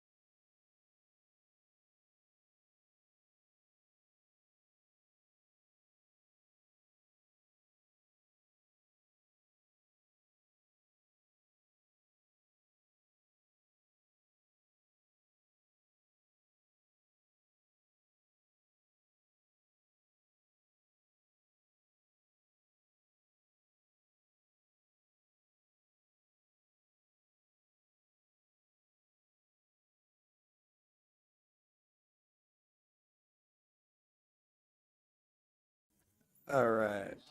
I'm sure I'll get beaten up on that later. We're good to go? Okay, guys, we are going to start off in corporate services with item 7.5.1. Margaret Stead is going to give a report on the municipal real property management policy, report number Corp 2026-16. And I do have a motion moved by Councillor Stone, seconded by Councillor Clark. It is recommended that committee approve the municipal real property management policy attached as Appendix A to report Corp 2026-16. Margaret, take it away. Hello, thank you, everyone. I just was going to say a few words to highlight this new policy. First, I wanted to thank the whole working group. Every member contributed to this policy. It'll help guide staff toward positive long-term municipal land use goals. It establishes a central document where land use definitions will be outlined and referenced in various master plans, parks master plans, etc. We're really pleased with the parkland type. It's been further defined, and that was a group effort for all. It also solidifies the permanent staff working group, so that working group will administer and implement this new policy. We have semi-annual meetings, and we'll be hosting those in April and October to hit that range. This year, we probably have only about 2 to 3 properties that we had as under review. So, and any new ones that may come on through the planning development process. It also solidifies an improved planning application review process to ensure town land needs are being met. So with this collective group, they can review the planning applications and make their land needs known. And my last point, I just wanted to highlight the concept of a new map tool that'll be created to show land needs for various uses and facilities that have been identified throughout committee and council over the years. I'm just going to name off pump tracks, trail connections, cricket, basketball, etc. So those are all different conversations. But this tool, the goal of it is to highlight that in a list and a map view so that planning department can utilize that at front counter or when they're conversing with developers at those initial stages. So it keeps staff organized in a central spot, and then we can share that as those planning development conversations begin to happen. That was all I wanted to highlight, and can help answer any questions if needed. Thank you, Margaret, and over to Mayor Alcock. Thank you, Chair Morrison. Thank you, Margaret. Love this report. I especially like the part, and I don't think this will be a surprise, on the parkland policy and identifying the parkland types. I think that will be really helpful as we roll out new development areas, new neighborhoods, and when we look at the overall master plan, where we have inadequate parks or where we need to plan for the appropriate park. And I'm thinking, new developments out on Muskoka Road 3 in that area. And so I just think that's a very important part to the policy, and I really appreciate that it's there. Thank you. Awesome. Thank you, Mayor Alcock. Any other questions or comments? I just want to thank Margaret and her team for continuing since the beginning of this term for doing that work. And I do understand, Bob, that the group is not as much fun as when we were there, but they're a lot more efficient. So there you go. Thanks again, Margaret. Appreciate it. I'm going to call the question on that. All in favor? And that carries. Thank you. Okay, now I am going to bring down a report from our Economic Development Officer, kind of tying in a lot of the discussion from earlier today. And Lauren McDermott is going to do a report on Corp 2025-18, the Economic Development Overview of 2025. Thank you, Lauren.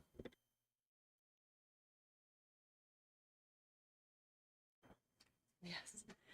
Okay, so through you, Chair Morrison. So this report provides a review of economic development activities throughout 2025 and outlines key strategic accomplishments that were completed during the year. So this report itself has a few more details in regards to agreements and streamlined efficiencies if you wanted to read more details there. And today I'm just going to walk through the visual presentation to share some of the highlights. So, wayfinding and signage. This completion of the Circuit A wayfinding, downtown parking lot signs, and the archway was achieved in 2025, so that was really exciting. We also had workforce development initiatives taking place. So that included the Regional Workforce Committee worked together to create a trades and manufacturing video. So those are two separate videos that are highlighted here in the imagery. And with a marketing campaign that drove back to the Muskoka Job Board. And the Muskoka Job Board is really interesting as there's over 30 different job boards that compile and go into one central location, which is the Muskoka Job Board. So then that's encouraging individuals to get to this one-stop shop essentially to look for jobs and positions. And our campaigns, which include the trades and manufacturing video, has digital and marketing and social media spends behind that then push individuals to that job board. So that's encouraging workforce development there. And then in addition, the Muskoka youth in our community were supported in pursuing trades through a regional workforce committee grant to help purchase relevant supplies for their Skills Ontario competition. And just a shout out to Chris Nagy in building who brought forward that opportunity for us to look at and investigate as an option. And it was really fantastic to engage with the youth. And we had some Huntsville High School students who were part of that. Some of them were doing skills for carpentry or for building and for even like illustrator design, which was really interesting. So it's investing and supporting the trades. And that's something that we're continuing to look at as a committee and continuing to encourage. And then healthcare attraction and retention was a top focus in 2025. So I'm pleased to share here today that we now have 2 more family physicians signed, which brings us to a total of 8 out of 10 physicians since launching the program.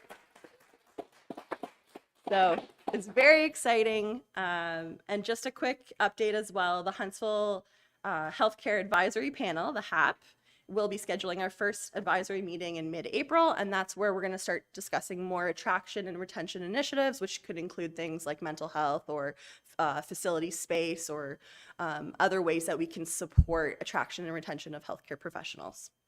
So in addition, working with the Muskoka Almaguin Ontario Healthcare Team's HHR Recruiter has led to large-scale exposure, including conference representation in California and the UK. So that's allowed us to really expand our reach for awareness and recruitment. The expertise of this healthcare-specific recruiter has been phenomenal. David Gravel is the individual here, and he's really leading that physician recruitment pipeline, and it's been an amazing experience. Also sharing the annual Northern Ontario School of Medicine, which we call NOSM event. That's something that's annually happens, and we work in partnership with our BIA and Chamber. So Hallie and Rachel, big thank you over there in the crowd here today for helping to welcome the clerks students and show them how amazing Huntsville is and hoping that they want to live and work here. They're placed in the community for about 8 months at a time, so that they get integrated into the community. So it's really great to have our partners help and welcome them to the experience. And then hopping on over to the community brand. So that rolled out in 2025 as well, and we participated by supplying community branded items to share with our tourism partner Explore Huntsville to residents and visitors. Example, branded squishy fish, boat float keys, and waterproof pouches, which all worked really well for the launch because it was DocFest.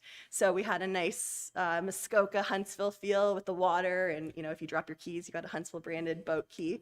We all can use those. And launched the design of a community branded clothing, which we hope retailers will soon carry in store. You might even notice Director Frames wearing her sweater today, and we've got a few other individuals rocking the community swag, and that will soon come out to retailers that we hope will be interested in carrying it. And most notably, our branded implementation captured recognition with an Economic Developers Association of Canada Marketing Award, which is called EDAC, for brand implementation. So that they looked at all the different things of how we implemented it with wayfinding, the branded community catalog, the community events, and all of our partners of how they're utilizing the actual community brand for like Explore Huntsville, their website, etc. So all working together. So that was a really nice thing to have and add to our cap. And then 2025, it was a busy year. It was an exciting year, and we were really excited to welcome both the Lieutenant Governor of Ontario and the Council of the Federation, COF premiers, during the summer meeting to Huntsville. So many people were involved in making this a success. Thank you again to councillors, to attending, to town staff, to the BIA, to the Huntsville Lake Bay's Chamber of Commerce, Hope Arises, Explore Huntsville, and anyone else I may have missed. It was a huge community collaboration, and we really showed how fantastic our Huntsville is. There were so many things to do too, and the Lieutenant Governor was loving it on the train ride and all the arts culture. It was just fantastic. So in terms of business supporting activities, we had the community improvement program, and so there were several businesses that used it for their facade. And so we're continuing to see lots of people engaging in that, which is fantastic. And also 2 businesses utilizing the expanded sidewalks from Streetscape for the temporary patio policy during the warmer months, which increases capacity to their businesses. So that's been great. And here on the screen, we have a few more photos that highlight the ongoing efforts to engage with business community. And again, thank you working with the chamber for, ribbon cutting, networking events, having featured videos for the manufacturing trades, like really getting in and working with those businesses and talking to them and learning. And again, the manufacturing sector circles, as Hallie mentioned today, was phenomenal. It was a great success in connecting with our business from a specific sector. And we're very excited to continue to connect with the different sectors within Huntsville, and Port St. of course, as we mentioned that, and really starting to engage. So it could be things like non-for-profits, or looking more at the trades, or getting people together to have those think tank kind of situations, and really really building that sense of community. So that's been great, and lots of photos on the screen. So then in addition, there was recognition event activity done this year for a presentation to Dicon North America, where there was a significant investment in Huntsville's local economy with a $70 million manufacturing expansion. This was fantastic to just have that relationship building, and really commend them on this expansion and choosing Huntsville. So that was a great initiative.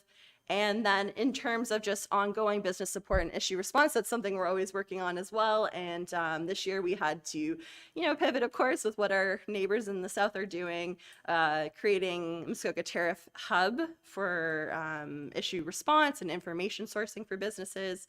And then, of course, as we're always doing, managing lead inquiries and referrals, working with our partners. And the partners, there's a few of them that are attached in the appendices, such as the Muskoka Small Business Center, Muskoka Futures, and the YMCA Employment Services, and they all offer amazing services and help to consult with our local business community. So encourage you to read those for more details as it goes into even more specifics. I couldn't fit everything into this presentation today, but it was great. And then I'm almost done.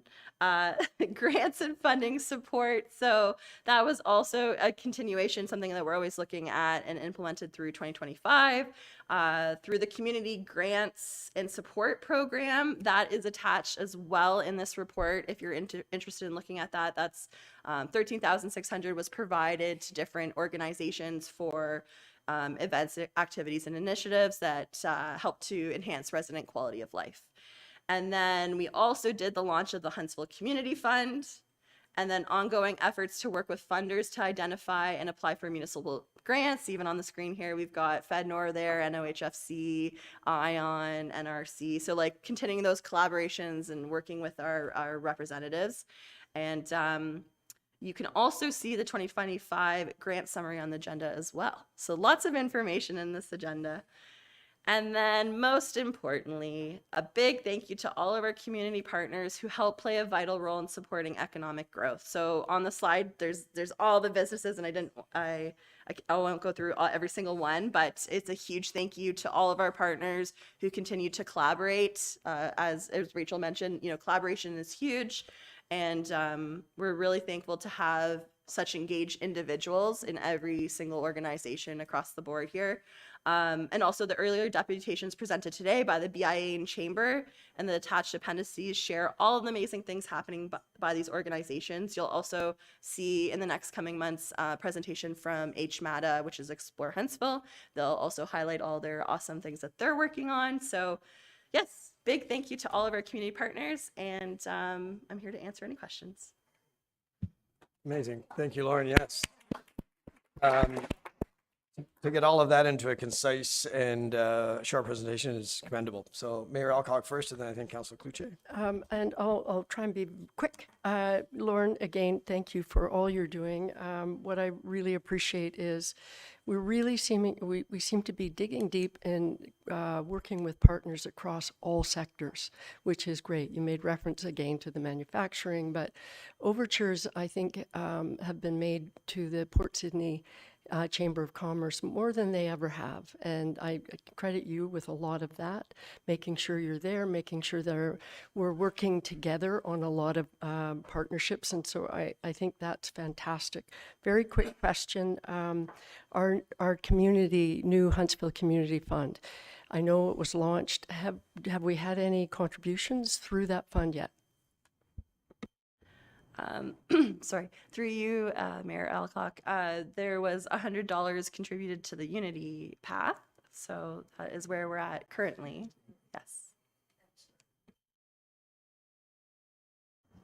Okay, Councillor Cloutier.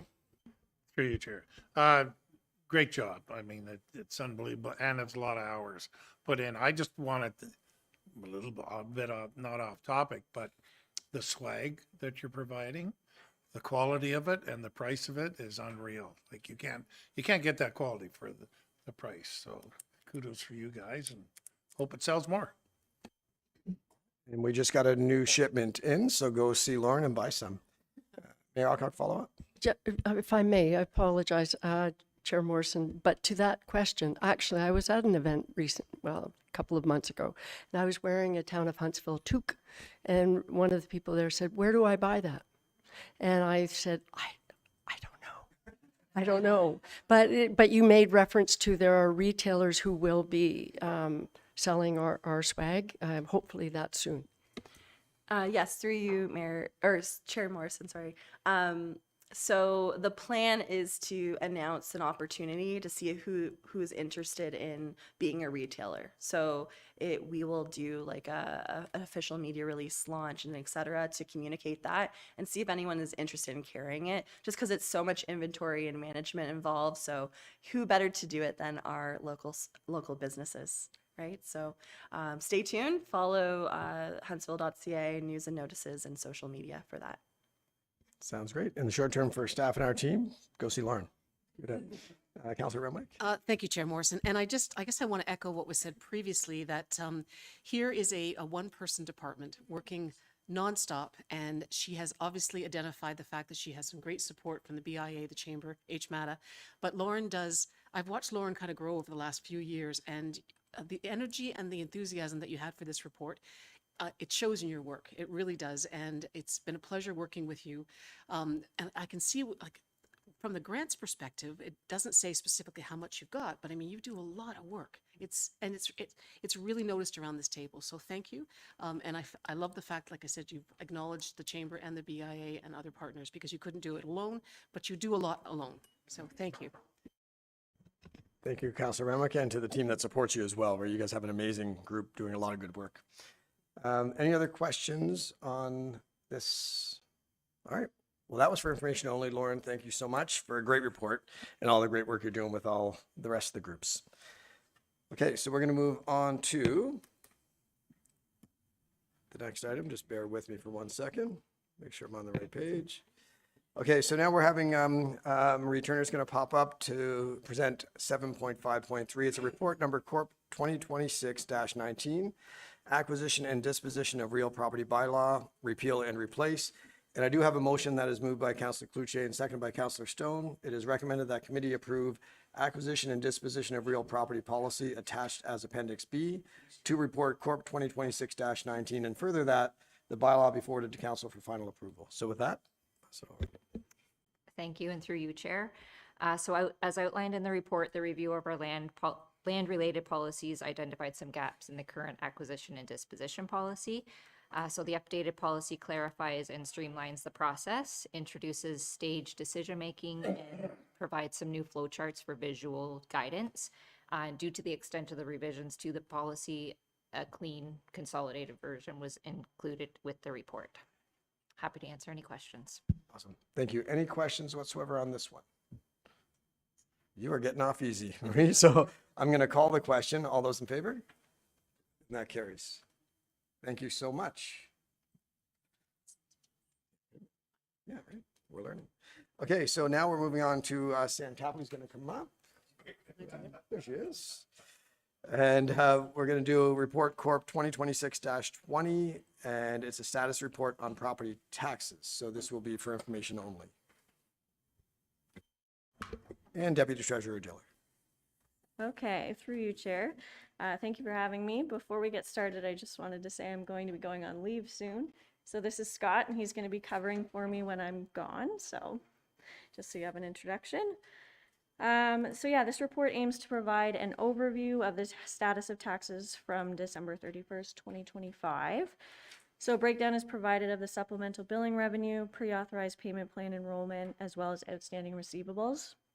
So while we can see an increase in outstanding taxes as at the end of 2025, this is a common trend and many accounts will likely be cleared in the next billing cycle. While we cannot speak for why some bills go unpaid, it is likely that the current economic conditions play a factor, and finance staff are continuing to with collection efforts on a daily basis. So these collection efforts include enrollment in arrears plans, mailing arrears notices, and communicating with residents through phone, email, and in-person interactions. Tax sale is available as a collection tool if no other options are successful. Thank you. Thank you. Anything further to add, Deputy Treasurer Diller? Okay. Any questions on this? Okay. It was for information only. And welcome to the team, Scott. All right, we'll be filling in. And now we're going to move on to the next item, which will be Deputy Treasurer Diller and Alicia Horn. There you go. You get to stay, Suzanne. This is report number Corp 2026-21, the Municipal Insurance Program Actuarial Review. And I do have a motion on this one, I think. Am I one ahead? Or this is... No, okay, no, I'm good. I'm good. Okay, so I do have a motion on this one that is moved by Mayor Alcock and seconded by Councillor Fitzgerald. It is recommended that committee approve an actuarial review on the town's insurance program in the amount of $25,000, which is funded $12,500 from BFL Canada and $12,500 from the Municipal Insurance Reserve Fund. And further, that committee approves the deposit of 50% of the town's portion of the costs be paid as a deposit before work commences. And further, that staff be directed to report back on recommendations as a result of the actuarial review. And I'm not sure who's going to tackle it first, but Alicia. It'll be me. Thank you. The preliminary deductible analysis completed by BFL suggested that a higher deductible for the town's liability and errors and emissions policies could be beneficial to the municipality. Because any increase in deductible requires balancing our risk appetite with our financial capacity to retain risk, we're recommending an actuarial analysis on our insurance program to validate those results and confirm the appropriate path forward. I'm happy to answer any questions.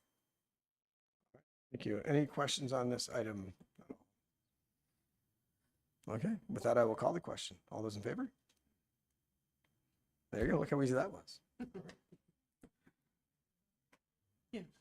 All right. And I believe, Suzanne, you're still in the hot seat. So we now have divisional reports. These are for information only, the next three. And they're all going to be done by Deputy Treasurer Diller. And this is report number Corp 2026-23, the grant funding overview for 2025. Thank you, Chair Morrison.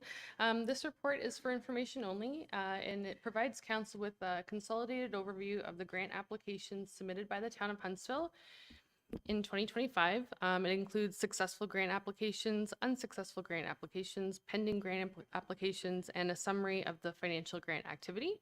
The schedules attached to the report list out the various grants and program names and the project and the amount. I'm available for any questions.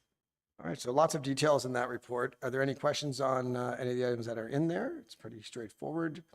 And of course, we can reach out to Suzanne anytime with further questions. This gives us an idea of what the grant activity has been with our hardworking staff so far in 2025. All right, well, let's move right on. Next one is Report Corp 2026-24, the 2024 Financial Indicator Review. Thank you, Chair Morrison. This report is from information only. Also, it provides an update on the financial indicator review received based on the 2024 financial information return for the town of Huntsville. It's basically a snapshot of key indicators that are set out by the province, and it's a health report on how our finances are. As mentioned, it's based on 2024 financial information return that was completed, and it's broken down between flexibility and sustainability key indicators. So Huntsville has low risk on all the indicators but one that's returned as above the low range. So that's closing amortization based as a percentage of total cost of capital assets, also known as our asset consumption ratio. The purpose of this ratio is to show how much of the asset's life expectancy has been consumed.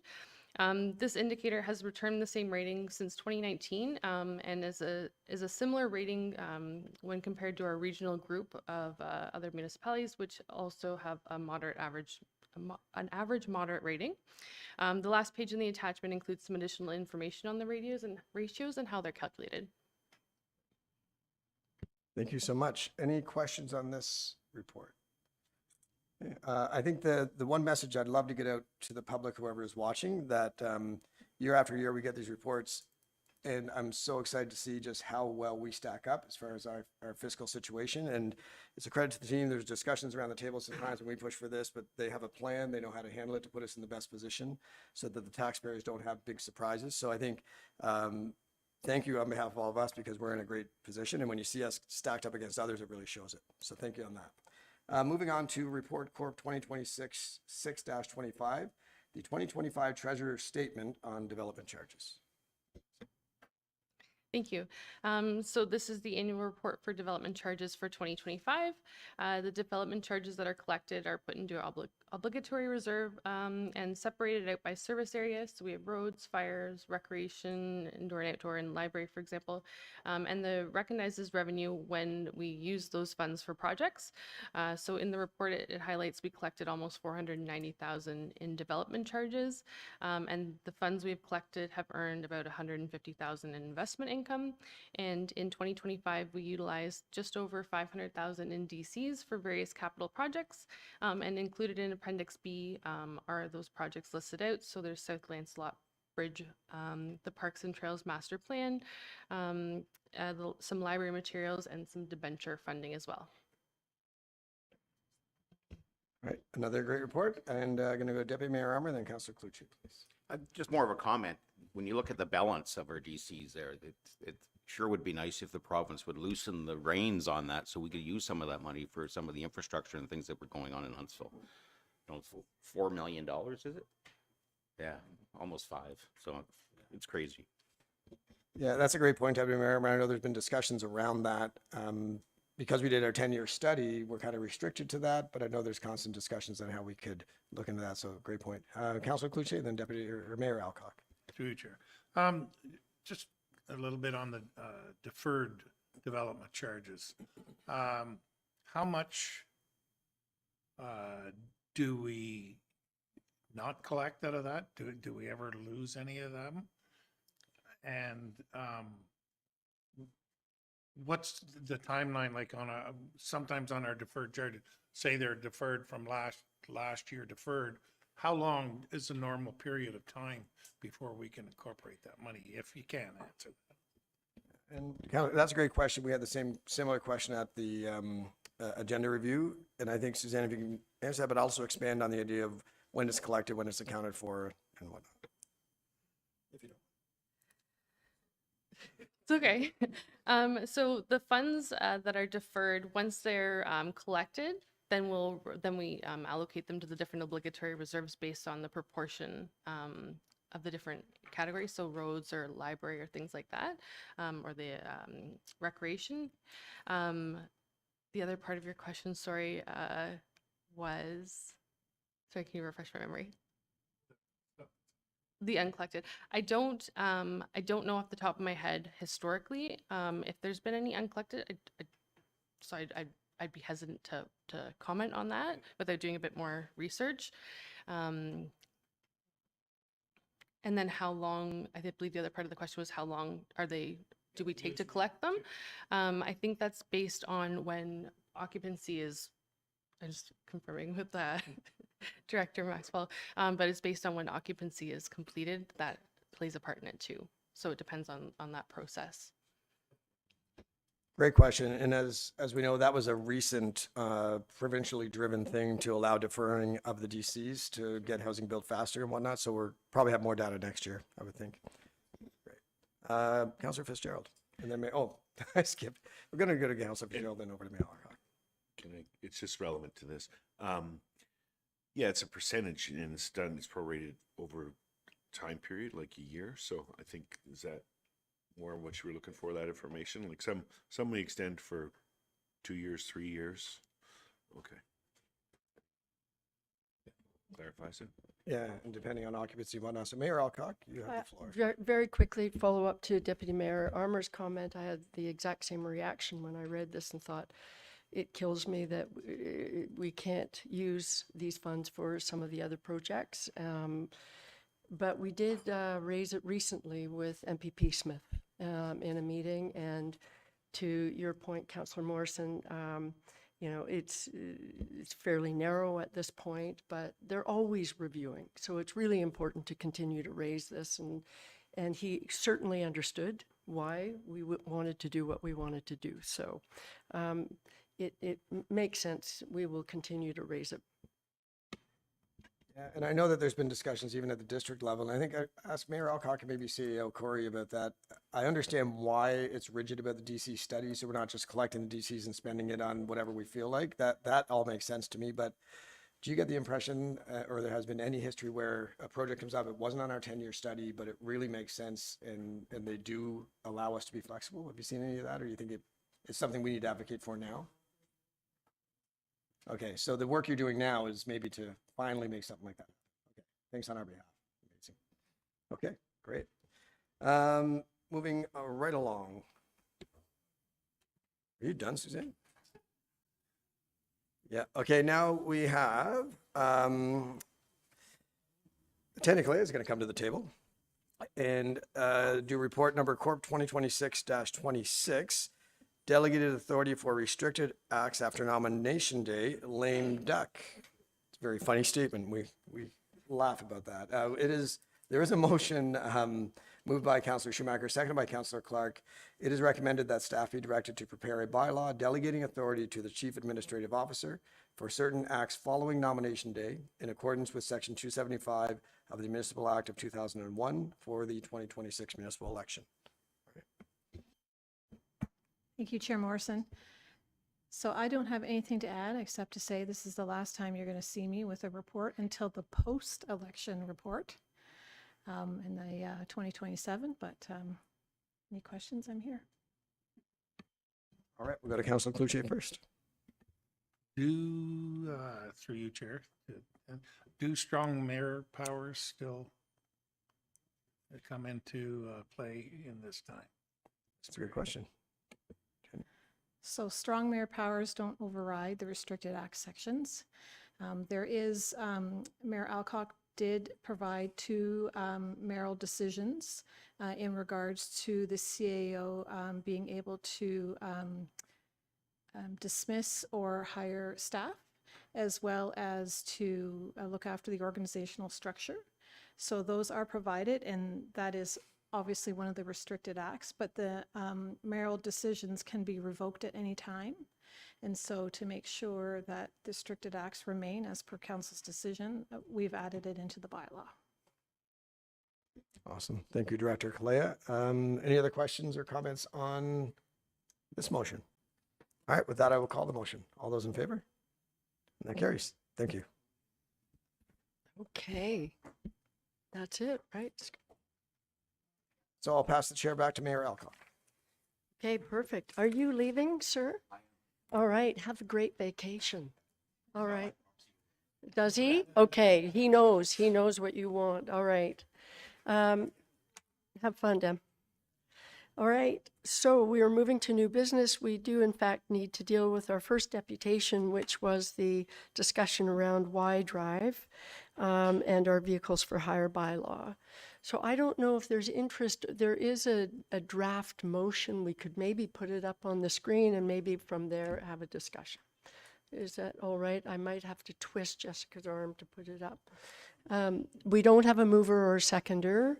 All right, Councillor Schumacher is moving, seconded by Councillor Stone, whereas on March 25th, 2026, committee received a deputation from Robert Davidson from Y Drive requesting changes to the vehicle for hire bylaw regarding the fee structure for ride shares. Now, therefore, it is recommended that staff be directed to review the vehicle for hire bylaw and engage a solicitor to review any proposed changes, and further that staff report back on the results of the bylaw review.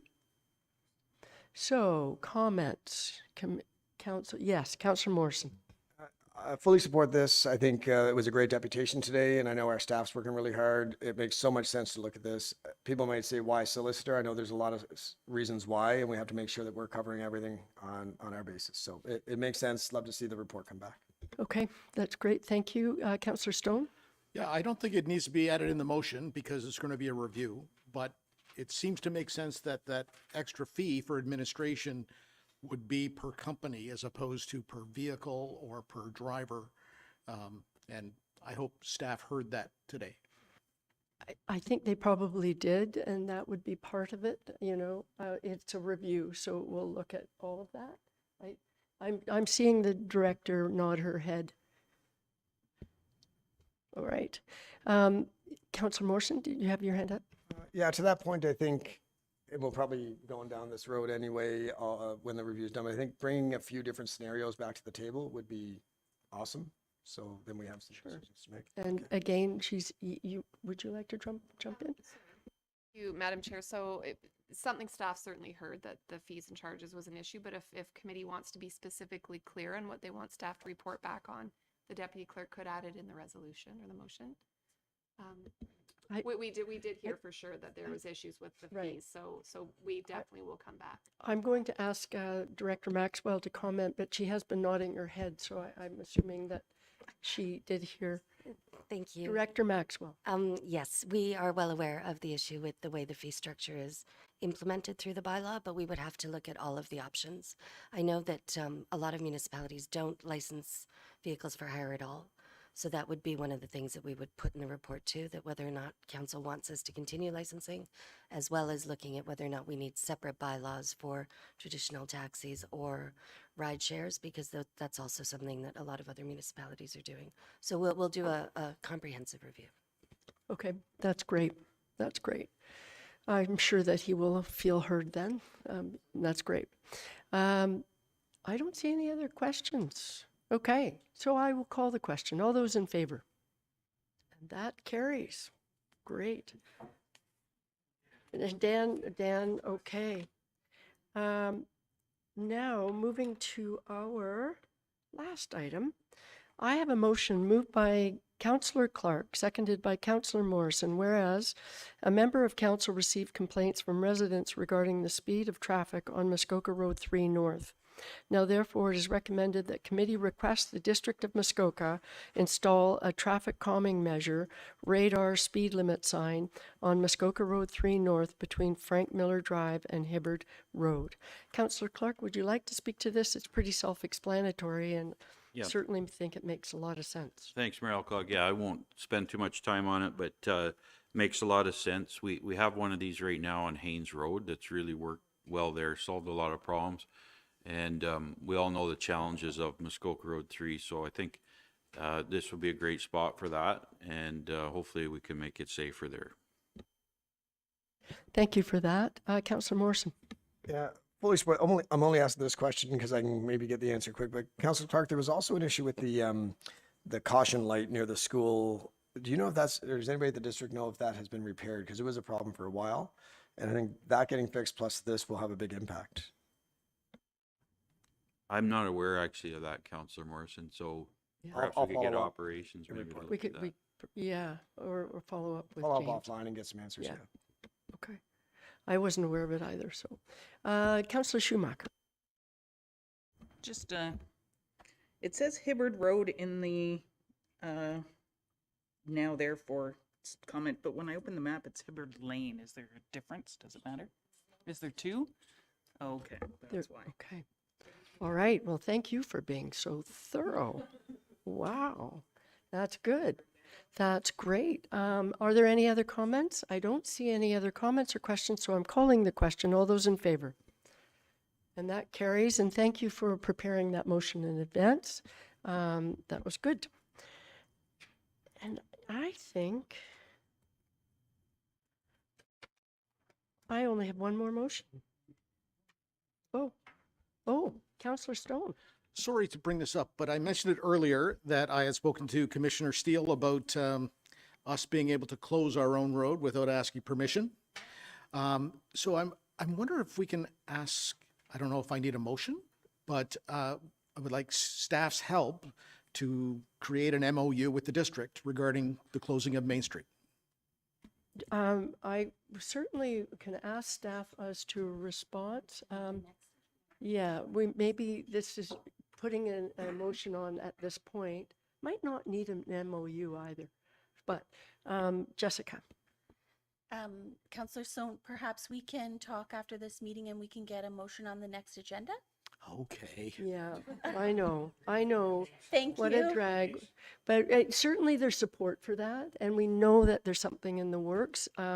So we can also be doing that as well. And then maybe the motion at the next meeting confirms what we're talking about. So I think that makes a lot of sense, and appreciate you raising it. Okay. All right. Does anybody else have anything they want to? Okay. All right. I have a motion moved by Councillor Renwick, seconded by Councillor Cluche. It is recommended that we do now adjourn at 11:33 a.m. How about that? All those in favor? That carries. I did not expect them.